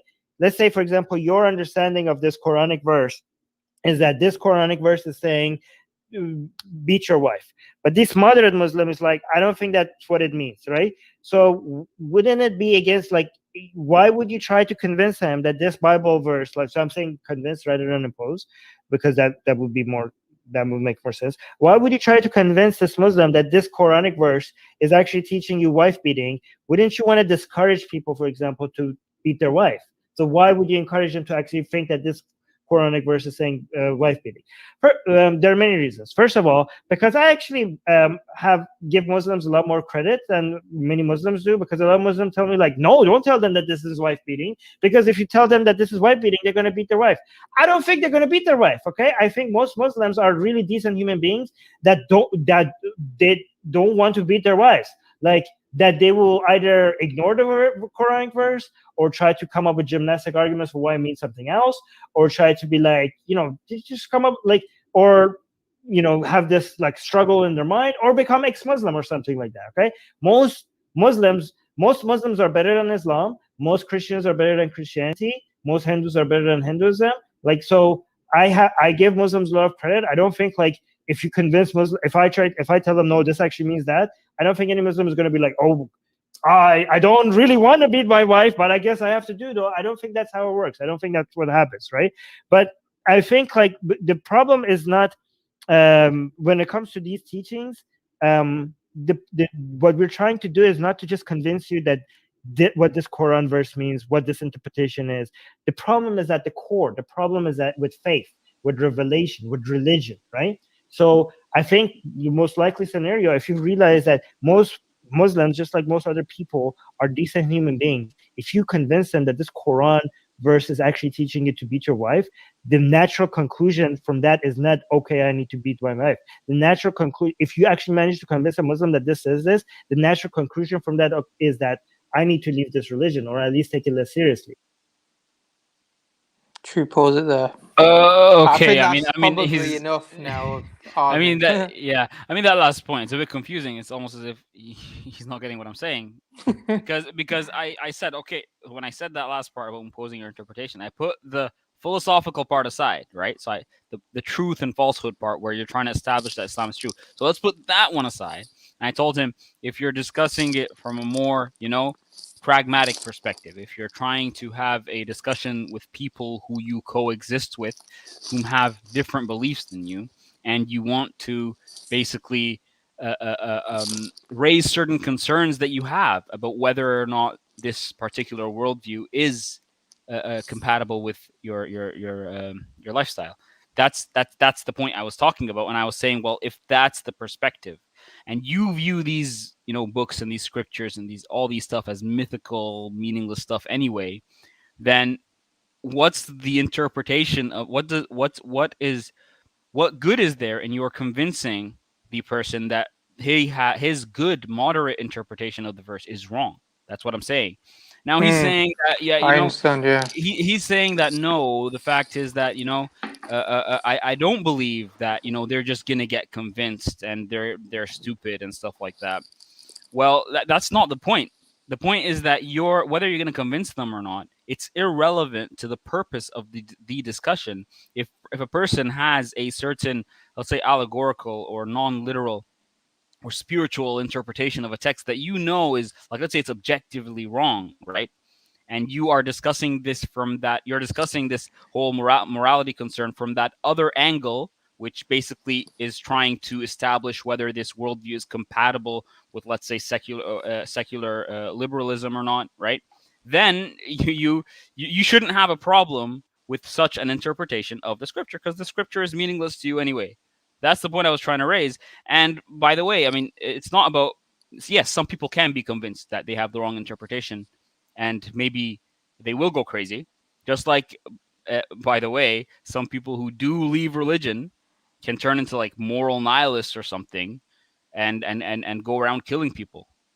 Like you're assuming that it's like yeah. I mean, these violences happen from people of all kinds of worldviews, and whether a person is going to act upon certain beliefs or not, or is going to take a radical, misconstrued, construed version or interpretation of the worldview that they adhere to or not, is basically irrelevant, because that happens all the time. That is all the time. People take these paths where they go down that road that we don't want them to, and they take these radical approaches, whether they're believers or non-believers. You can have somebody who would be a moral nihilist, and I'd be scared of a moral nihilist that just as much as I'm scared of a religious person who believes that killing people gets them to heaven. Yeah, just really quickly, Sheikh 74 Hamid, Jazakallah khair for the super chat. He says in comment, the cheek to talk about morality. Atheism has killed the most humans in the last 100 years. Genocide. I want to come back to that point, actually. But just going on to what you're saying here, I think what you're saying, in essence, or what Armin's missing the point is, well, what's your motivation to criticize Islam? What's the motivation? Are you motivated because you're worried that they're undertaking these immoral acts, and therefore you're trying to dissuade them from these immoral acts? if that's your motivation and somebody says, I have, quote unquote, a moderate view or interpretation of Islam, why are you now debating them as to which interpretation is the correct interpretation? If his goal is to quote, whatever the agenda, but if this Muslim's goal is to interpret it in a way which seems less immoral according to a liberal secular standard, why does an ex-Muslim have to now argue and say, no, this is the correct interpretation? You have to accept that you have to go around killing people. What's the motivation there? Because it seems more than he's concerned about Islam or religious people and their violent acts or the fact that they're decreasing moral well-being, because in effect they hold the same moral views and standards. Yeah. So I think that's probably, I think that's what you were saying. There's a point that he mentioned at the beginning as well, which was he's trying to. But just on that point as well, like because some people might be assuming, well, hey, we know that it is good for society that people would like leave religions and become atheists and stuff. Well, how do you know that? I mean, if you're saying based on empirical evidence and experience, well, this whole trend of new atheism is a brand new project. I mean, we're newborns right now in terms of this experience. Well, give it a while, and let's have, as Brother Asadullah likes to argue, about that. There was never a civilization established on the basis of a purely atheistic ideology. Well, there was Soviet Union. Yeah. What? And we know what happened there. Soviet Union. Yes. And we know what happened there. Yeah. But that was the point. There's always an underlying assumption that, and it's I see it all the time. The underlying assumption is what we have within the West, the liberal, secular, capitalist standard, is the absolute moral, peak. There was a famous political philosopher. His name was Francis Fukuyama, and he wrote a book called The End of History. I don't know if you come across it, Abdul. I know you like your books. But anyway, he wrote a book called The End of History, and he wrote it after the fall of Soviet Union and fall of communism. And he basically said it's the end of history. Why? Because history is all about power struggles and takeovers. Now we've culminated with this civilization called capitalism. This is it. This is basically peak civilization now. Yeah. Communism has failed. The only game in town is capitalism. And that's it. Yeah. So it's the end of history now. We just need to sort out those pesky Muslims and some of those pesky Chinese, and that's it. We will solve, civilization problems. So this assumption, there's always this hidden assumption that what we have in the West, or liberal secular capitalist ideology, is somehow the best civilization. I always point out a number of things. First thing I point out is the amount of mental health problems that exist within the West.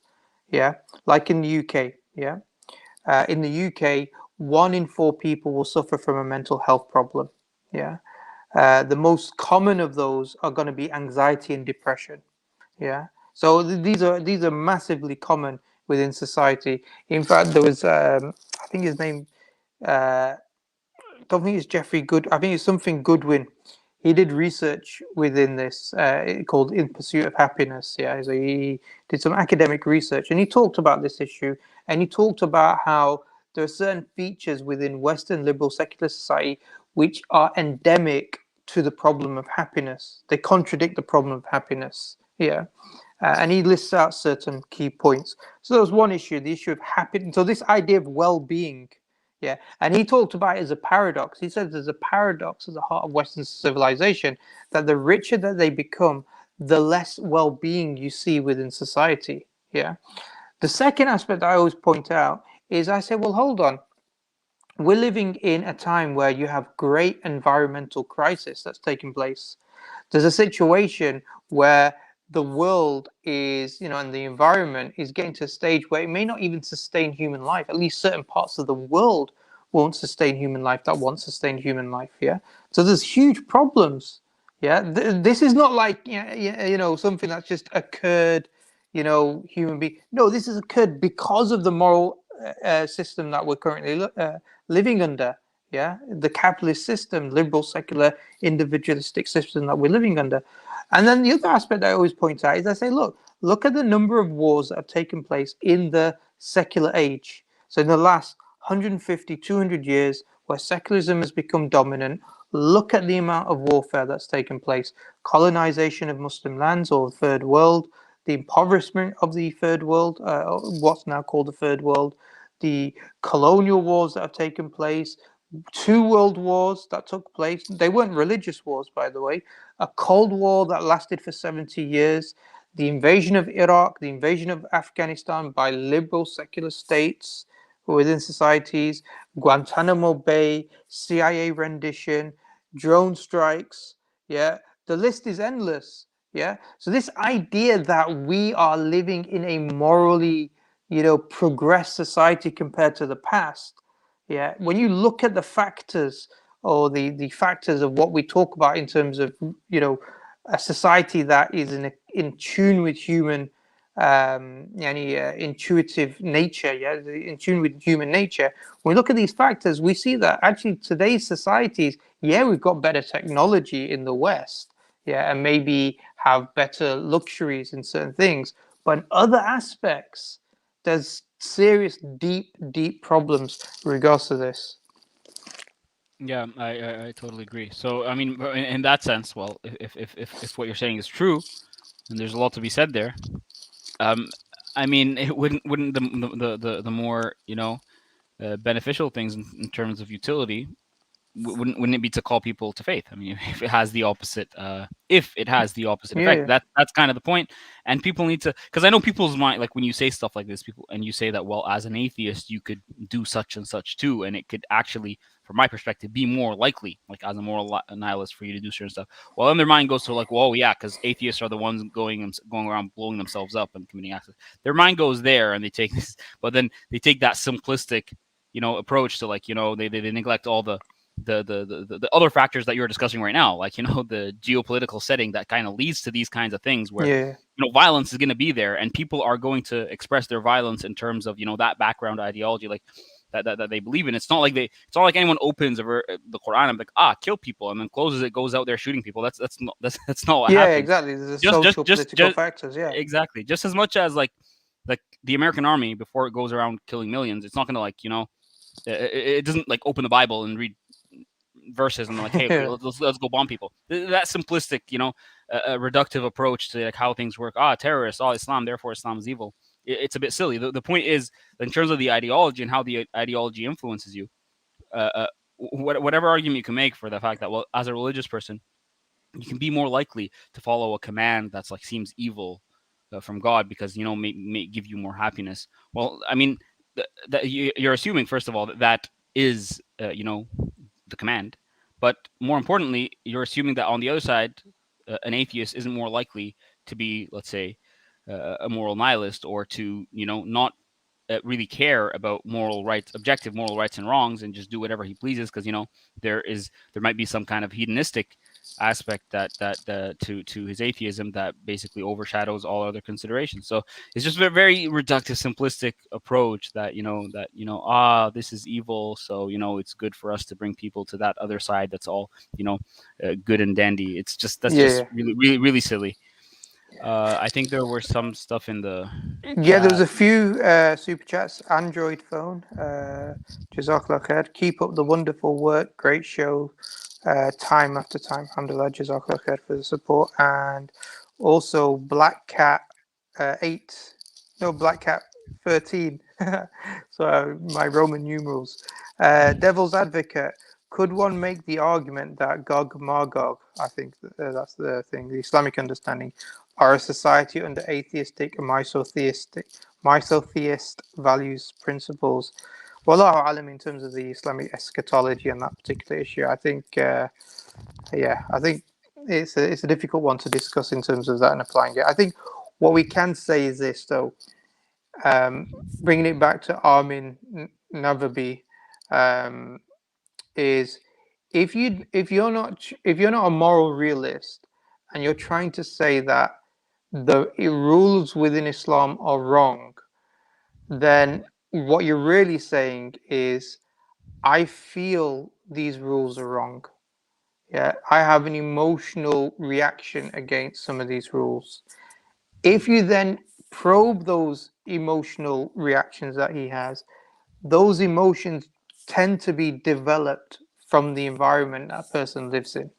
If he lived in a different environment, his likes, his dislikes, his emotional dispositions would be different, and therefore how he would react to these rules would be different. Let's be quite honest, that's the situation. And the irony is this, is that often theists and Muslims are accused of being the emotional, you just hold on to a faith, you have no grounding for it, there's no rationality, there's no evidence for it. But it seems to me that the criticisms against Islam, unless you're going to ground it upon some sort of solid foundation, or even an evidentialist position, it just comes across as a feeling. I don't like it. Yeah. Without themselves looking at their own presuppositions and assumptions and critically analyzing that. They just sort of assume they must be right. Yeah. Sorry, yeah, I agree with you, and like Yeah. it doesn't have to be this. It doesn't have to be like a personal, like egotistical, emotivist like approach. But just generally speaking, even when you speak about the collective, it's gonna be it's gonna come down to this subjective preference that you can even speak about in terms of the individual. I want to bring this comment up, Sharif. You might have something very good to say about this, but I just want to say before, because you're gonna answer this properly. Before I answer it, it's a bit strange. First of all, no, Don't the you answer to think that. it's yeah? Don't you think it's hypocritical to condemn Western imperialism when classical Islamic law based on Quran, Hadith, and Sirah calls for offensive jihad? Now, okay, I mean, I think that's the wrong comment I brought up, but then whatever. Sharif, you can address this. The other was the same person. That's why I brought up wrong comment. He was talking about liberalism and how it's more likely for why isn't it reasonable to believe that liberalism is on a higher moral ground because it values life and freedom and stuff like that, and Islam has stuff like the apostasy law and stuff like that. Well, first of all, no, I don't think it's reasonable to assume that, and kind of like a big part of the stream was basically us explaining why we don't think that makes it more moral, right? You have to do one work, isn't it? That's the point, isn't it? Exactly. You have to make the case for your position to be moral, and then you have to demonstrate how that's grounded, and then say, okay, now you contradict it. Yeah. Yeah, I mean, even like the way that other question was posed, it's like it's a bit silly. It's like you include within the question your assumptions about what Islamic Sharia is, and you put those one or two aspects that you think are just under your interpretation of them. Are these horrific things that are just going to be out there and they're going to appeal to the emotions of people reading them, and you say, okay, well, this is Islamic Sharia versus this nice thing about the freedom of liberalism. Which do you think is better? Well, even looking at it superficially like that, even though clearly your understanding of Sharia is probably completely misplaced, it's still, you don't have any. What you're saying is basically, hey, allowing people to do what they want and just have that's something that's objectively moral. That's something that's good. But the question is why. I mean, it depends again on the discussion, the argument you're trying to make. If you're making a philosophical argument, why is it? I mean, clearly this hyper individualistic approach that liberalism takes, really it's not something that we agree with, and it comes with serious problems. I mean, we can pose the question in a different way and like basically mention the two most troubling aspects that are found within a liberal foundation, and mention the good things about Islam. Like we say, that isn't it reasonable to believe that Islam that preserves the sanctity of life and property and values marriage and values family, values society, isn't reasonable to believe that that's more moral than this hyper individualistic ideology that is also universal a universalist society, that ideology that aims to impose itself on the entire world when most of the world doesn't really or hasn't really agreed with it historically. It's obvious that Islam is better, right? So you can pose any question like that where you just try to phrase it in a way of this thing is evil, this thing is good, which one is better? The issue is, that question on its own doesn't do much work. You're going to have to deconstruct these components that you're including within your question and do a bit more than just appeal to emotion. So let me address that particular question as well. Sorry, I don't know if you can get that one back up. The one that was on the screen. The imperialism one. Okay, yeah. So basically, what it says, isn't it hypocritical for you to critique imperialism when Islam No. talks about jihad and stuff? So the point that I'm raising, the reason why, there's a couple of reasons that I raised it. Yeah, the first thing that I raised is often you find with liberal secularists is often they talk about progress. This is the issue, progress. That we are living in a more progressive, morally progressed societies now. A civilization that's better than past civilizations. Now, by appealing to Islam and the Sirah 1400 years ago and saying that equivalent, there's equivocation between the two, yeah, irrespective of the actual meaning of what imperialism is and what Islam did. But let's say you are saying the same thing, then by default you're agreeing with me. There hasn't been any progress. There's just been different changes of one type of domination for another type of domination according to them. Yeah. So that's fine. If you want to hold that position that there is no progress, that's fine. But then don't appeal to it.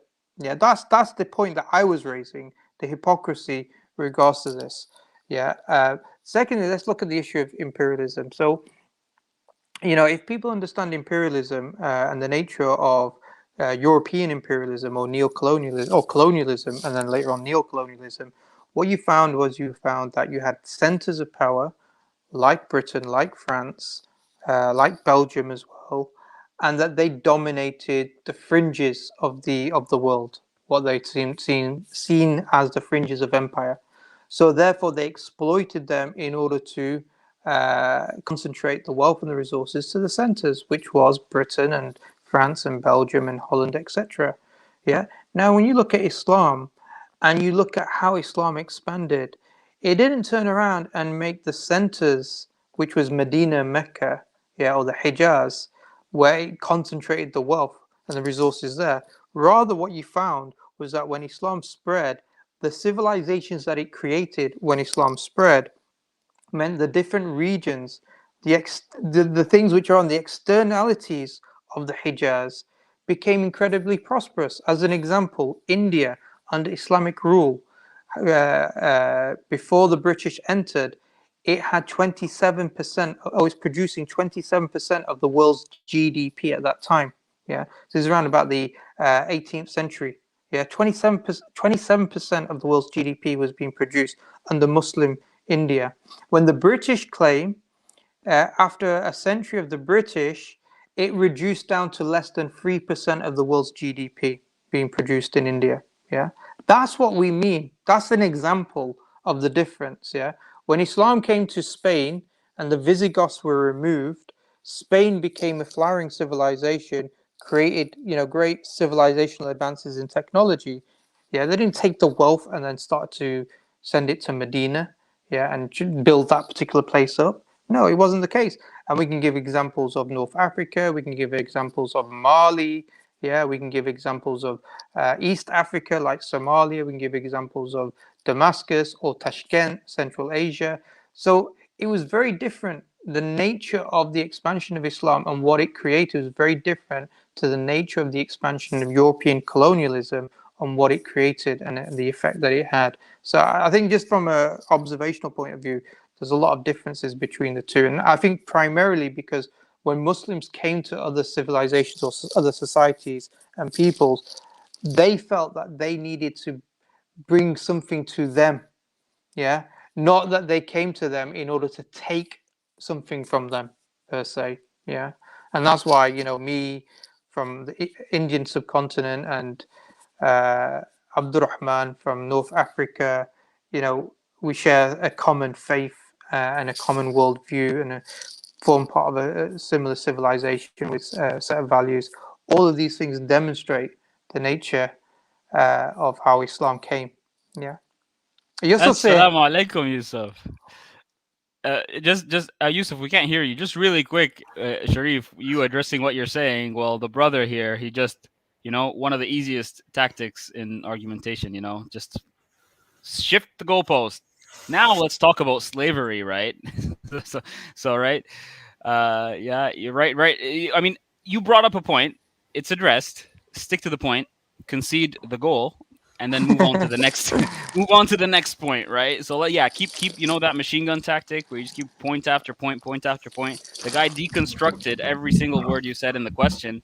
Now, but what about slavery? That's just it's frustrating. It's ridiculous. Yeah. Anyway, Yusuf, what's up, man? What's this really nice surprise? This is a nice surprise, isn't it? I didn't even know you were live streaming, bro. Yeah, we're trying to reach you.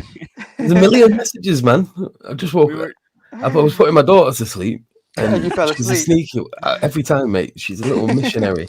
She'll just sit there like that, just staring at me. So I've got to like pretend I'm asleep, and then like she outlasts me, and then I end up like. Always happens to me, bro. Every time, man. And then I just woke up.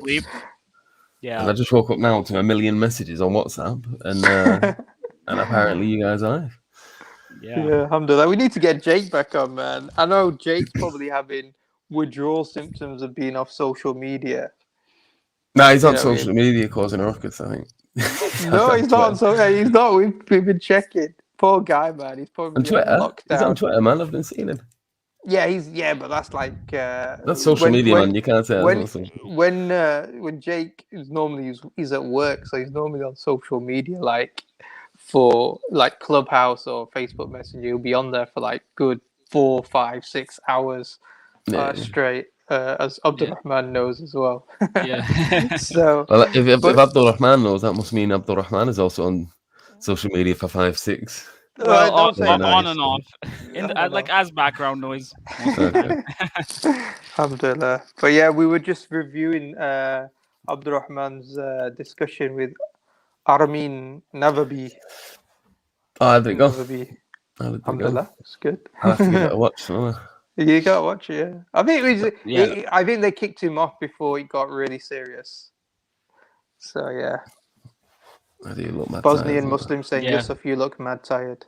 Yeah, Yusuf, you can maybe give your thoughts. So the gist of the discussion is that he's based there critiquing morality. It's not they're criticizing Islam for some certain things that they the moral to claims be stuff. Immoral. And then I come on there, I'm like, what argument are you making? Are you saying, well, because of these things, Islam is false? Or are you saying that because of these things, I don't like Islam, or it's not compatible with our modern society? They took the first path where it's a philosophical argument. Islam can't be true. And then he took a utilitarian approach to ground that standard. Yeah, the issue with that is always where do you draw the line? And one of the biggest problems is that they're limited in terms of their reach. Like they have epistemic limits. They can't go so far. So they have to draw the line as far as they can see. But that doesn't justify the line. It's a limit by necessity, not a limit out of the proper limit, so to speak. And so they can only say, well, I can say insofar as I can, and then you've got the issue of like weighing the subjective, because the whole utilitarian approach as well is about like comparing pleasure and pain. But then but it's not just about comparing the pleasure and pain of like one individual. It's about like everything, man. Like, how do you do that? How do you do that? Like, fair enough, right? Utilitarianism would be live if you were God.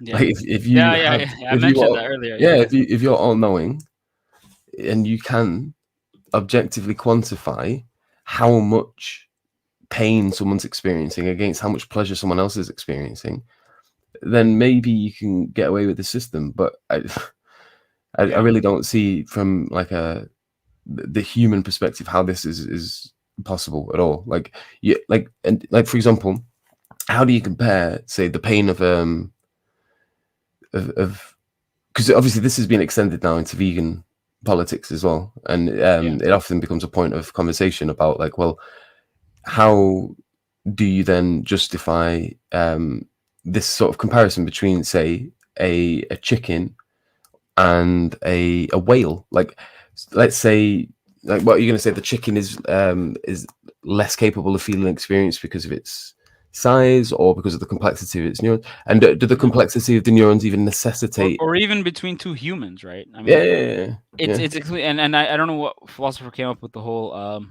utilitarian monster a thought experiment where it's like, well, you have this monster that, you know, for every act that's going to make you happy, it's going to make him, let's say, like infinitely happier. Well, then he should always do it, not you. Like you should always basically prefer this, you know, maximal happiness of this utilitarian monster over all of our happinesses, because well, if it's about you know, the maximizing the average happiness in society or in the collective, then I mean, there are these thought experiments that there's two really good ones that I've come across recently. One is Those Who Walked Away from Omelas.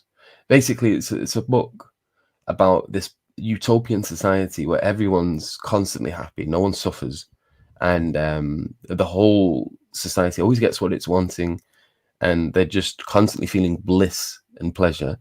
But then it turns out that the whole society is built on the suffering of a young person. Like, so there's this little baby kept in some sort of thing, and there's all sorts of pain being subjected to it, and this fuels the utopian city. The question is then, is that moral? You've got this, you know, the ultimate bliss and pleasure of this society, and you've got this horrendous pain this young child is going through. So the question is, I mean, because they might say that, well, they don't know the baby's suffering. The question is, if you're there, do you stop the suffering of the baby, or do you leave? Or do you leave? Exactly. That's really the question. And really, that it just puts them in a funny situation. And if you do either of them, you're not a utilitarian. Yeah. Because you might say that, well, if the collective knew about it, because that's something Armin mentioned as well, that, you know, maybe they're going to be psychologically like distressed with this stuff. But okay, well, let's say they don't know about it. Well, what do? Do you stop the suffering? But this is the thing. Let's say even if they knew that the society was set up in such a way that they didn't experience suffering, it was just a known fact. Yeah. And there were no like psychological consequences to it. Exactly. So, you know, under such a circumstance, and you can't really say. And I've spoken to people who are utilitarians and say they would stay. Yeah. I'd stay. I'm a utilitarian. I'm being consistent. So there's also the whole like the consistency. There's also the whole question about like, you know, maximizing happiness, and like the you know, there's a thought experiment that's basically like, well, if you could maximize happiness by, like, you know, at the switch of a button, put in everybody in a matrix where nothing is real, it's just the individual in the matrix, and the whole world is like that, and they're just as happy as they can be. It seems to be the case that we don't really want that. It seems to be there's more than just the psychological state of happiness. We don't want that. We value it more. And then they start, oh, well, okay, let's talk about well-being then. But then I don't know what that adds to it. Yeah, they have to make the terms vaguer and vaguer and vaguer until it gets to the point where they're not really talking about anything at all. Yeah. And this criteria of valuing, I mean, how do you really establish it? Yeah. You need these weird scales that no one has access to. But I had a conversation. Do you know Adam Noosa? He's got a YouTube channel. It's like a historical one. Really cool guy. No, he's on Twitter. I'll check him out on channel. I'll try to find his channel. I'll send it to you. I'll post it in the comments. He's got a cool channel. It's like historical in its nature. But me and him had a conversation, and he mentioned some series called Black Mirror or something. I've never seen it. I have no idea what it's about generally, but he mentioned this one episode where there's this doctor and he gets access to some sort of technology where it's like an empathy machine. Like basically he puts it on his patient, he puts it on himself, and he can diagnose the patient quicker because he can feel the pain the patient is feeling. And he knows where the pain is, and obviously he can recognize, and there's not this problem of communication with regards to these subjective experiences because he's just directly transferring the subjective experience himself. And so to begin with, it's working fine, and he's able to experience the pain and and resolve the issues. But then the machine malfunctions, and when his patient is experiencing pain, he experiences pleasure at an exponential amount, and it's always an increased amount of pleasure compared to. So he'll put it on. Someone might be experiencing like minor symptoms of pain, and he'll have like severe bliss from that. And if someone's suffering greatly, he'll have like eye-opening kind of pleasure, and so he becomes addicted to this machine. And then he becomes motivated to start like hurting his patients, and then eventually he wears the machine on himself and tortures himself to death. Wow. And so, What a picture. I know, but the whole premise is like a mad idea, because you've got the introduction of like this weird technology, which isn't inconceivable. Like technology gets weird all the time. You've always got these singularities where like crap happens, and you're like, whoa, crap! How did this happen? And this whole picture, is like, for a utilitarian, is an interesting conversation to have. Like, is this device moral? Is it the most moral device you've ever seen in your life? Like, is it? And if it's objectively the case that the pleasure experienced by the person is always outweighed by the pain, then is the person, from a utilitarian perspective, morally obliged to cause pain to people? Yeah, because it is by definition outweighing the pleasure. Yeah. And so the question here is like, well, and I guess the only route they'd have here is to then try to wiggle in this, but if society knew about this, they'd be distraught. But this isn't true. Like, there's so many things that cause pain that doesn't psychologically damage a society. We know the statistics for smoking kill. We know the statistics for smoking cause severe amounts of pain and suffering. They have to put it on the bloody packets. That doesn't bother no one. I see people still smoking this crap with like some nasty lungs and some hanging teeth on a picture.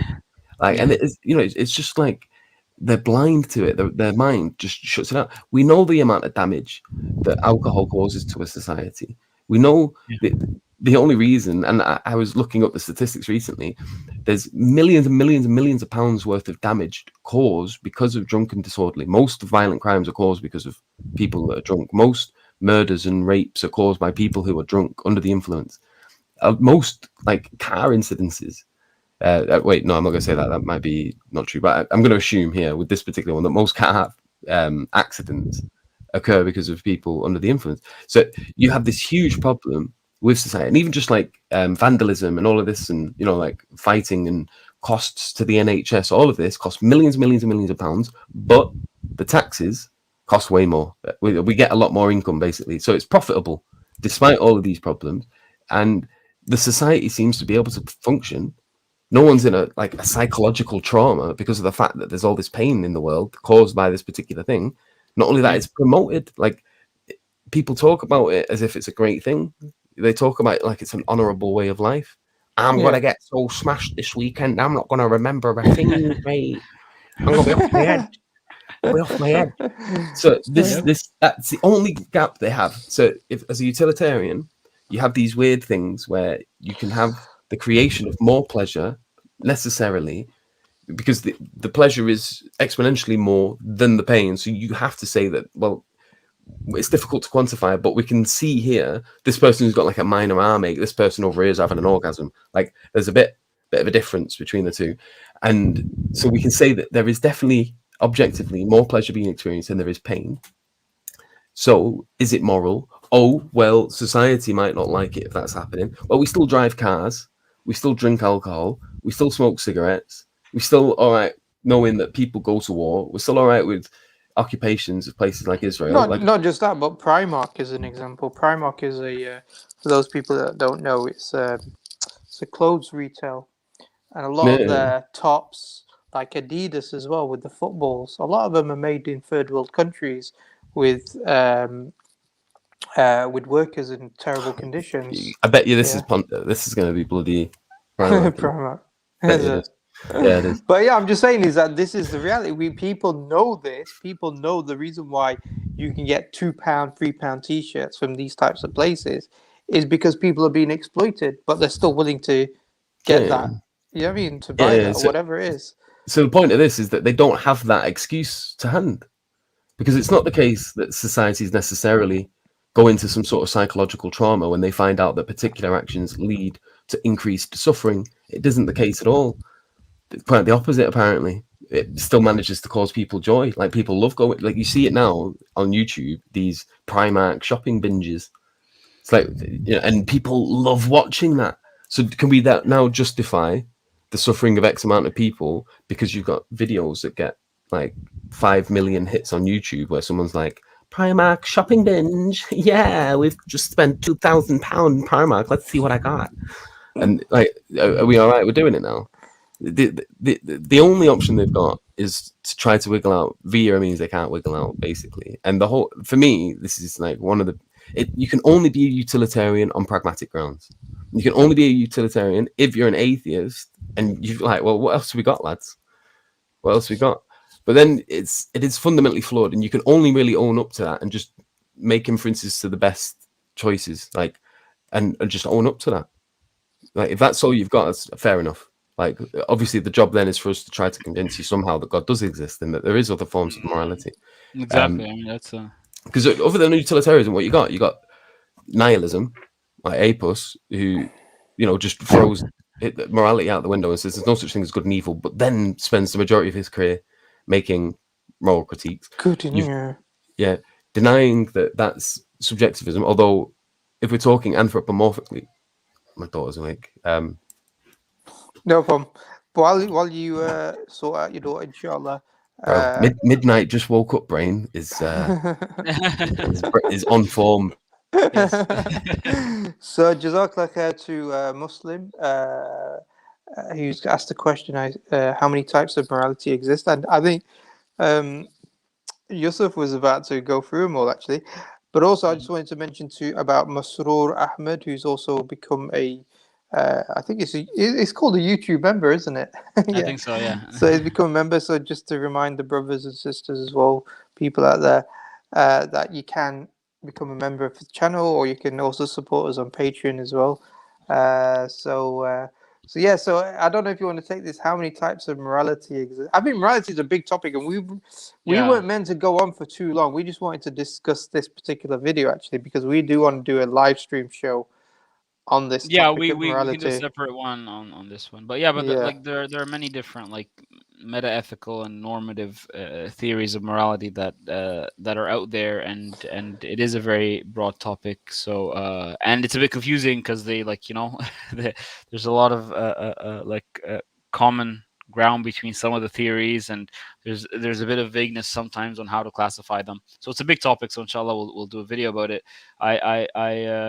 I don't really care, and I hate to mention this, but there's that person as well who is still complaining in there. I just want to say one thing, because he keeps saying that Sharif was acting like, Islamic expansionism, if you want to call it, was perfect, right? No, he wasn't arguing that. He is not. You people need to understand how to have coherent, conducive discussions, right? That basically are conducive to a fruitful outcome. When you bring up a point that it is hypocritical to dislike A because you believe in B, and then the person points out a significant difference between A and B, you don't ignore what the person said and say, but oh, wait, there's that other thing that you didn't mention that might be the same in both A and B. That's not the point. The point is he's giving you a reason for preference, for us preferring A over B, and he's showing you why it isn't hypocritical to prefer A over B. That doesn't mean that he thinks the Islamic side of things are perfect. No one said that. So yeah, you need to learn how to have proper discussions. Yeah, Islam is perfect, but obviously the application by Muslims is going to be by human beings who are fallible, and so therefore there are going to be problems. But I think what it is that we need to understand what imperialism is, not just like a top line understanding of that imperialism is just simply expansion and that's it. No, you need to really understand what imperialism is, and then you need to understand what Islamic expansion meant. Yeah. And when you understand those two things, then you'll understand that there was a significant difference in terms of the essence and the outcomes of both these things. Yeah. And like I said, the best example that I can give is the example of India under Muslim rule over the Mughals. And then later on, under the British and under the Mughals, it was producing 27% of the world's GDP. And after the British came, it was less than 3% of the world's GDP. And you had the Bengal famine, which cost the lives of 10 million people. And by the way, I don't know if you know this, and the audience might not know this, but one of the reasons why there was these crazy famines that hit India was because the British removed subsistent farming and commercialize the farming. And what they were commercializing in terms of the farming was they were trying to produce opium crops. And these opium crops were then being sold to China. Opium poppies were being sold as drugs to China. China tried to ban Britain from selling the opium because it was causing huge problems in terms of their internal workforce and internal civilians within these places. And so the British went to war with China, which resulted in them defeating the Chinese and then taking Hong Kong for 100 years. It's only up until 1999 that Hong Kong was then given back to the Chinese. But from 1899 to 1999, it was under the British because the British defeated them over the Opium Wars. And the Opium Wars were being harvested in India, which caused a huge famine because they removed subsistent farming. So this is what we mean by, the outcomes were a lot different in terms of that. Saying, that doesn't deny the fact that Muslims didn't abuse, the positions of power in certain circumstances, and there were problems and people, unjust killings and all these types of things. Yeah, that occurred, but the outcomes weren't the same, and certainly the motivations weren't the same. And it wasn't the case that it was trying to take wealth and resources and manpower from the extremities of the Islamic authority to the centers of where Islam started, like Mecca and Medina, but rather wherever Islam expanded, generally you saw this flowering civilization being created, whether that's Central Asia, whether that's across to Africa, north, whether that's Spain in the south, whether that's Iraq and former Persia lands or former Byzantium lands of Damascus and the Levant, all these areas. So you can't compare it. Yeah. So can I ask, because this relates, the question that's up here relates to what I wanted to say before I had to run. And he also made a super chat on it. Did you address it much, or do you mind if I just jump on it now? Really briefly, because Go I think ahead, we're going to have to close. yeah. But yeah, inshallah. Right.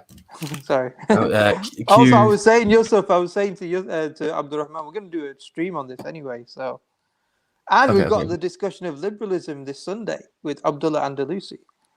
Oh yeah. But so, that's going to be more sort liberalism, of normative ethics in it, rather than talking more about meta ethics and stuff. So the answer to this is a bit more nuanced than people expect. So usually when people talk about, there's only subjective and objective ethics or morality, they're generally, what they actually mean is they're sort of making a reference to either moral realism or moral non-realism. Do morals exist? Is there such thing as good and evil or not? Now, if you're talking about like objective morality in terms of like an ethical system, there's more than two. So you have like objective morality, you have subjective morality, you have error theory, you have utilitarianism, you have like there's a lot of different ethical systems. So if you're using morality and ethics sort of interchangeably, then there are many types of morality.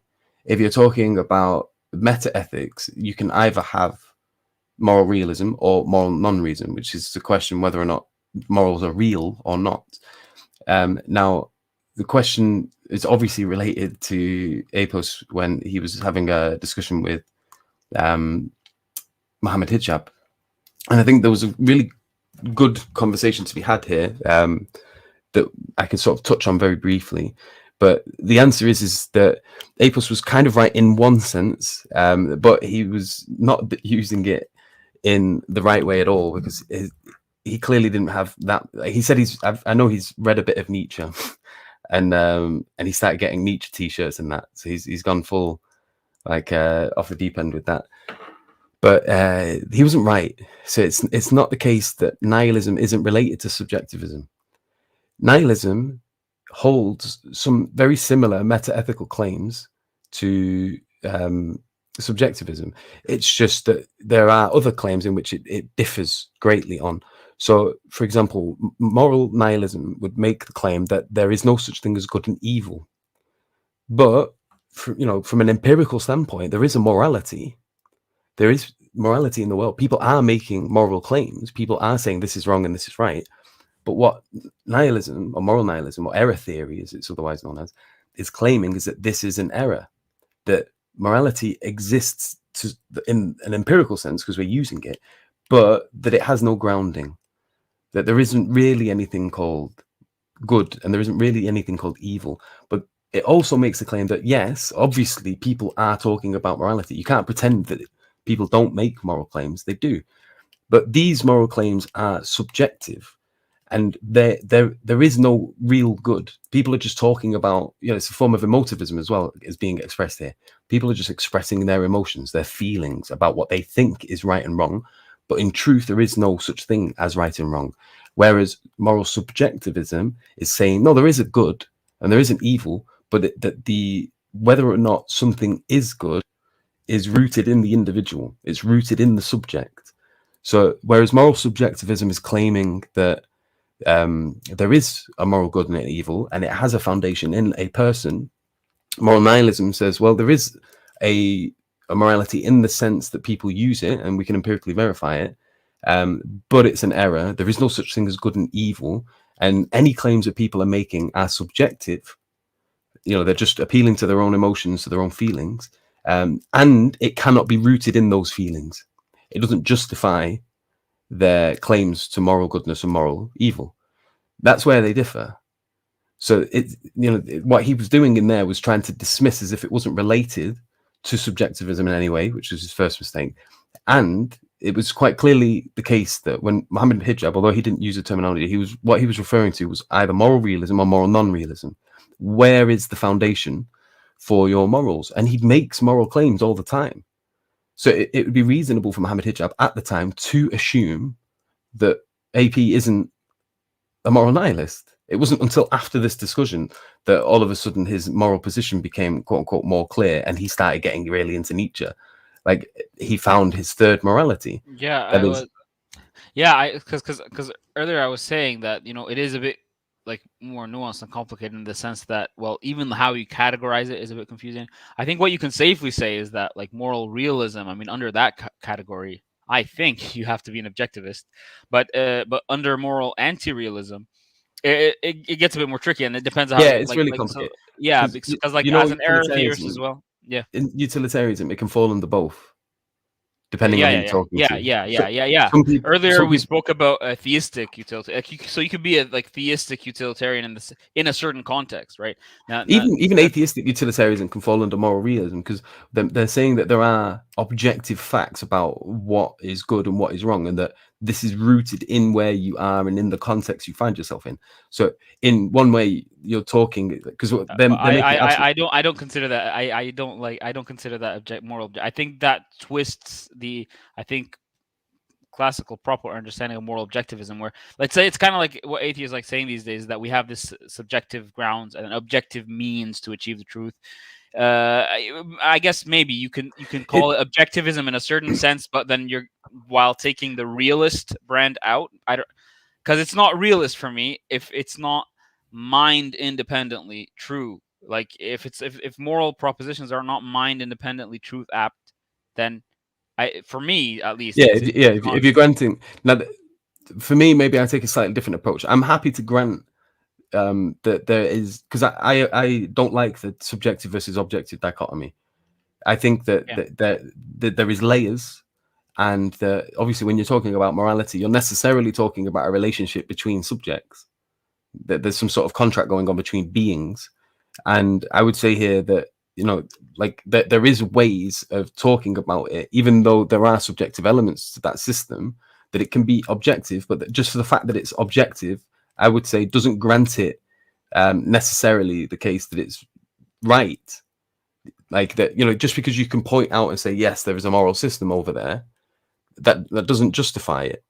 So you can, people do use utilitarianism, and they do try to use it in a way.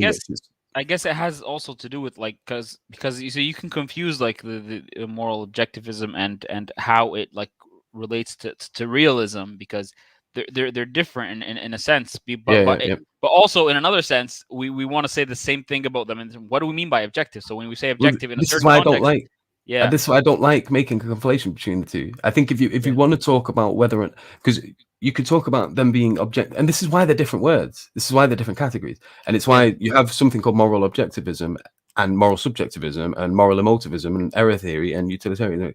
These are ethical systems. And then when we're talking meta-ethics, rather than talking about subjective objective, we should be sticking to the terms moral realism or moral non-realism. And that is the thing that we want to really discuss and get into. Maybe you can explain, because we're gonna close, but I just want to ask you. So how would you, like, as a moral, objectivist who's like a non-realist, not how you would ground it, but then like I mean, how do you, like, there are, you don't want to say mind independently, but independent of subjective opinion, there are objective truths about certain moral claims, and now how is that objective truth grounded? Is it so for me it's a case of, like, I want to establish who has the better position in order to grant the most functional moral system. Now, insofar as you look in the dunya for that, insofar as you look at people for that, there's always going to be these, like, failing systems because of the ultimate blind spots. Whenever we're looking at something, we're always not looking at a lot more, exponentially more. Whenever you're trying to consider 1 point, you're always missing another million. And this is, and you see when human beings, when they try to make their own moral systems independently, they go weird places, man. So for me, it's just like, I believe in Allah subhanahu wa ta'ala, and I believe he's all-knowing, and I believe he is wise, and I believe that he's just.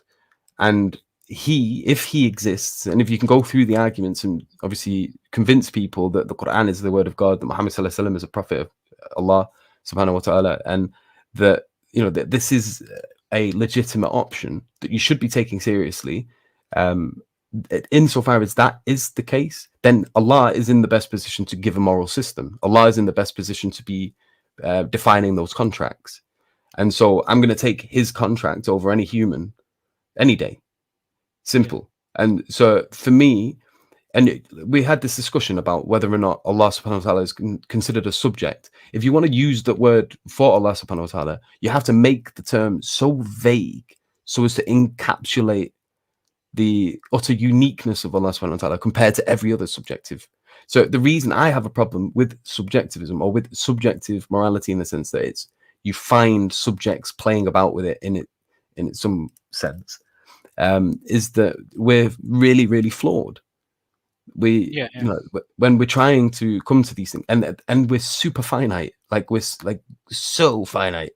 So yeah, I mean, I guess you could take that because it seemed like you're saying like pragmatically speaking, like a person, if he wants to know what moral theory or what moral system is most useful, then they can, or a society can adopt a certain moral system that they believe is the most coherent and beneficial, and they could say that independent of opinion whatsoever, regardless of time and space, this is objectively right and wrong. But I guess it's just that fine. I mean, that doesn't make any sense to me. But I mean, the point is, that's why I don't think you can disconnect it from like the meta ethics. Like the idea is that, well, you're going to ask question about your realist versus anti-realist position and how it relates to this objective versus subjective versus relativist standard you're saying, and whether there is like a coherent way you can make them correspond to one another. Well, I guess this is a deep topic, and it is. We're not going to be able to go over it. We can touch very briefly, like we have to now, and probably leave it there and keep people maybe excited for a better conversation on that. But the point is that avoid that meme, avoid the third morality meme, because it's a lot more nuanced than that. There's a huge, you can see even here, me and Abdulrahman have slight differences in terms of how we approach this and how we understand the terminology and where we think it fails, or where we should avoid, or where we should stress the distinctions between different concepts.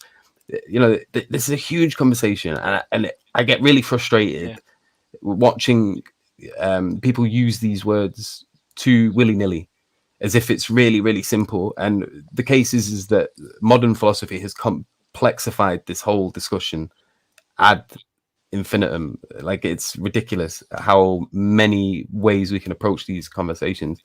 And so just approach it with humbleness. Like, don't just assume that it's a simple thing, and you can just throw the words objective and subjective at them as if that solves the problem.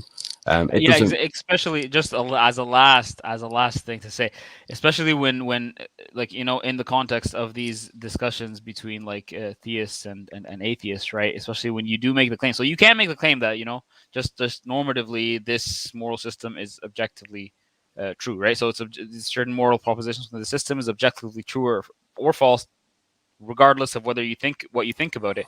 But then a lot of times atheists do approach these discussions about like, well, where is your evidence? You can't say something is objective absent evidence. So you're gonna have to start talking about meta ethics and exactly, you know, exactly. how, and that's the issue. That's the issue. So if Yeah. and this is always the case with every ex-Muslim I've ever had a conversation with, or even like watched a conversation of, they never want to have these meta-ethical conversations. Very rarely. Like, it's almost like it doesn't matter. Like, why are you asking me about my what they're doing, and what Sabor Ahmed refers to as agora complexes, they're appealing to the feelings of the majority. Like, Abdulrahman doesn't know what the agora complex is, do you? No. It's a technical philosophical term. What is it? It's like the worship of the Western man. Like, it's the white man complex. Okay. Yeah. So yeah. they have it in this word. Yeah, so they know what crowd they're appealing to. They know they're appealing to modern secular liberal ethics, and they know they only have to throw certain keywords out there to cause a controversy. They know, if you know, to get people's hearts fired up and to get people annoyed and angry, they just need to mention a couple of keywords and say this and say that, and then everyone's like, "Get the pitchforks ready. We're going to have to get them." And that's the majority of the time that's what they're doing. You saw it in the debate with Daniel Hakikachi. It was just like there was no discussion about meta ethics. There was no discussion about how we justify our moral systems. How do we define good, evil, and justice, and how we are then supposed to be able to analyze practical examples that occur in the world and cross-reference them with these moral systems to establish whether or not they are actually good according to this moral system. There's none of that. It's just that this is wrong. You know, don't you? Yeah, you feel what I feel. You feel and what I feel. Imagine a theist approach it like that. Like, you know, we have this, you know, intuition about God, right? God's existence, right? We know it, and regardless of your subjective opinion about it, you know, it's objectively true. But then they're gonna say, but wait, no, that's not the same, because, you know, on the morality discussion, there is utility to it, and we can empirically verify what's better. But then you could say the same thing for theism, and I think there is empirical evidence that atheistic you know, lifestyle can lead to certain utility as well. So maybe based on that, we can just all pretend that, you know, that the objective fact of the matter doesn't matter, right? It doesn't. Stop asking us for evidence. Stop being silly. It's just, it's hilarious. True. You know it's true. Hilarious. It's hilarious because they always talk about the theists are not reasonable. They hate reason. They hate you know, justifying your claims, and they hate logic. And when it comes to the questions of morality, it's the opposite. It's like, we love reason. Come on, give it to us. Give us your reasons. Give us your reasons. Yeah. We want your logical justification. Give it to us, please. And like, these ex-Muslims that we're dealing with half of the time just really don't want to have to go down there. They don't, because they're out of the depths. They've not really studied it, and they are appealing to this agora complex that they have. That they are appealing to the zeitgeist, the feelings of the time. But then these aren't reasons, bro. These are fallacious. You want to deal with us, and you want to tell us to be reasonable. Okay, that's what we're doing. Go, give us your reasons. Give us your arguments. Let's see them, and let's break them down, and let's see if they hold up. And they're not willing to do this. But then they're constantly saying that that's what we do. And it's because like, I'm happy. Like, I'm happy you touched on this, because, like, brother Asadullah just mentioned. I mentioned that brother Asadullah mentions this point earlier. You know, about how, like, you know, building civilizations and atheism, and he's saying it even has more utility. Maybe there's a case there, but I mean, what you're saying is very important, because you know, a lot of times we have this like intuition about something that it's like obviously true. We're going to take it as just axiomatically true, and then when I question you on the basis of this, you know, axiomatic truth, how dare you question, you know, this standard that I'm using? Well, fine, we can accept that, but it's just that you normally don't. That's the point. It's like you when we talk about things like, let's say, causality, right? You know, causality. Everything that begins to exist has a cause. Oh, your intuitions don't matter. You know, that doesn't mean it's true about the world.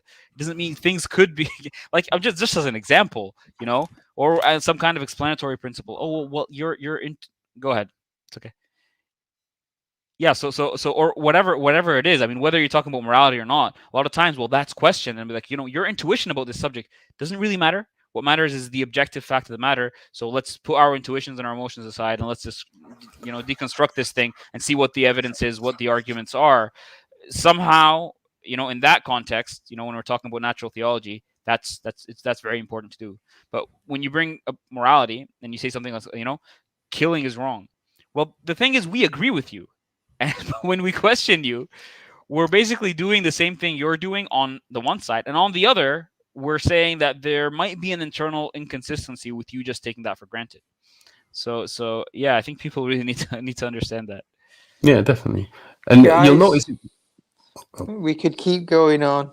we could. Yeah, I know we could. Listen, wait, But let's I'm save calling it. injustice here. Stop, Sharif.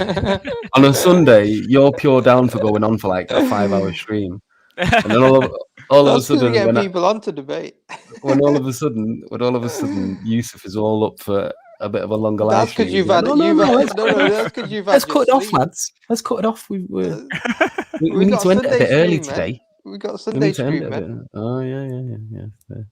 He's the Emir. He's got the. Yeah, I'm he not is. the- So now I have to just submit, don't I? So, you know, But that's No, but fine. this is a really important topic, and we do need to make like a stream about this, because it's I think it's one of the most important, really one of the most important topics. We might touch on it, like it might be kind of indirectly related on Sunday, maybe, but Yeah. clearly it's not. Like this needs a stream on its own, and inshallah we will do that in the future.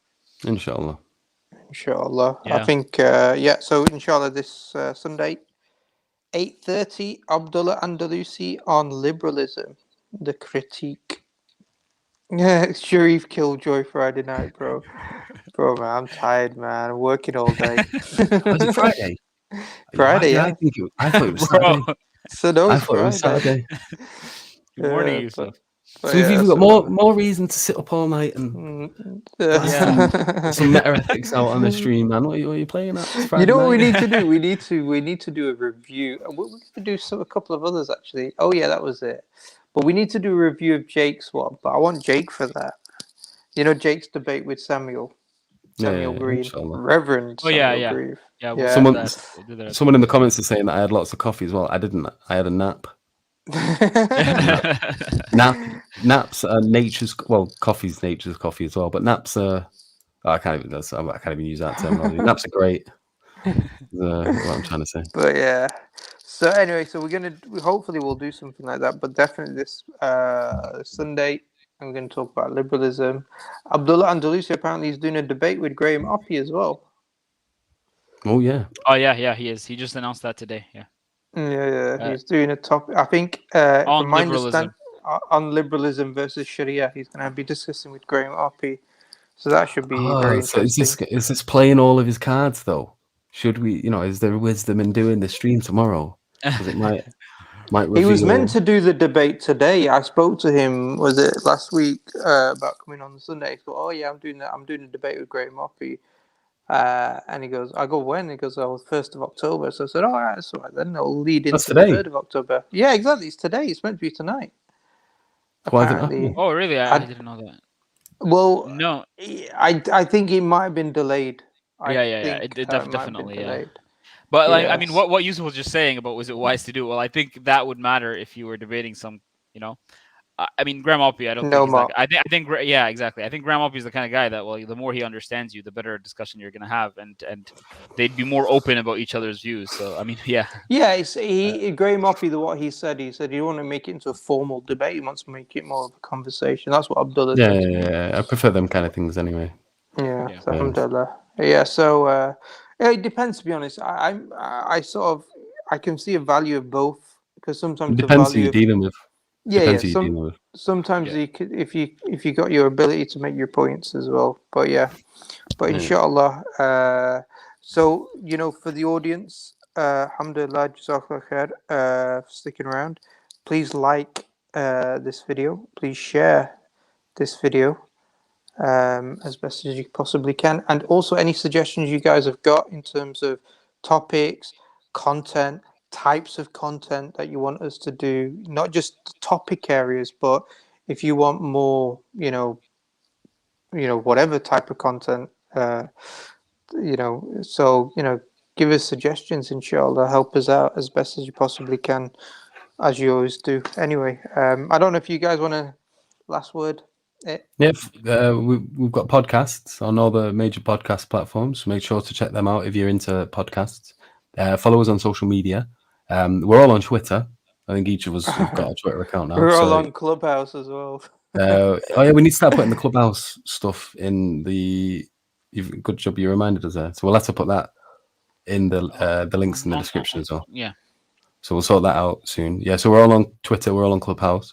And what else is there? Yeah. So just follow us on all social medias. I think we're also on as Thought Adventure Podcast. We're on Twitter, and Instagram and Facebook.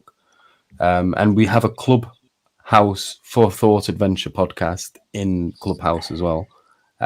Which these guys never make use of as often as I would like them to. Yeah, Abdulrahman, man, you're always setting up a channel, but you never do it through chat.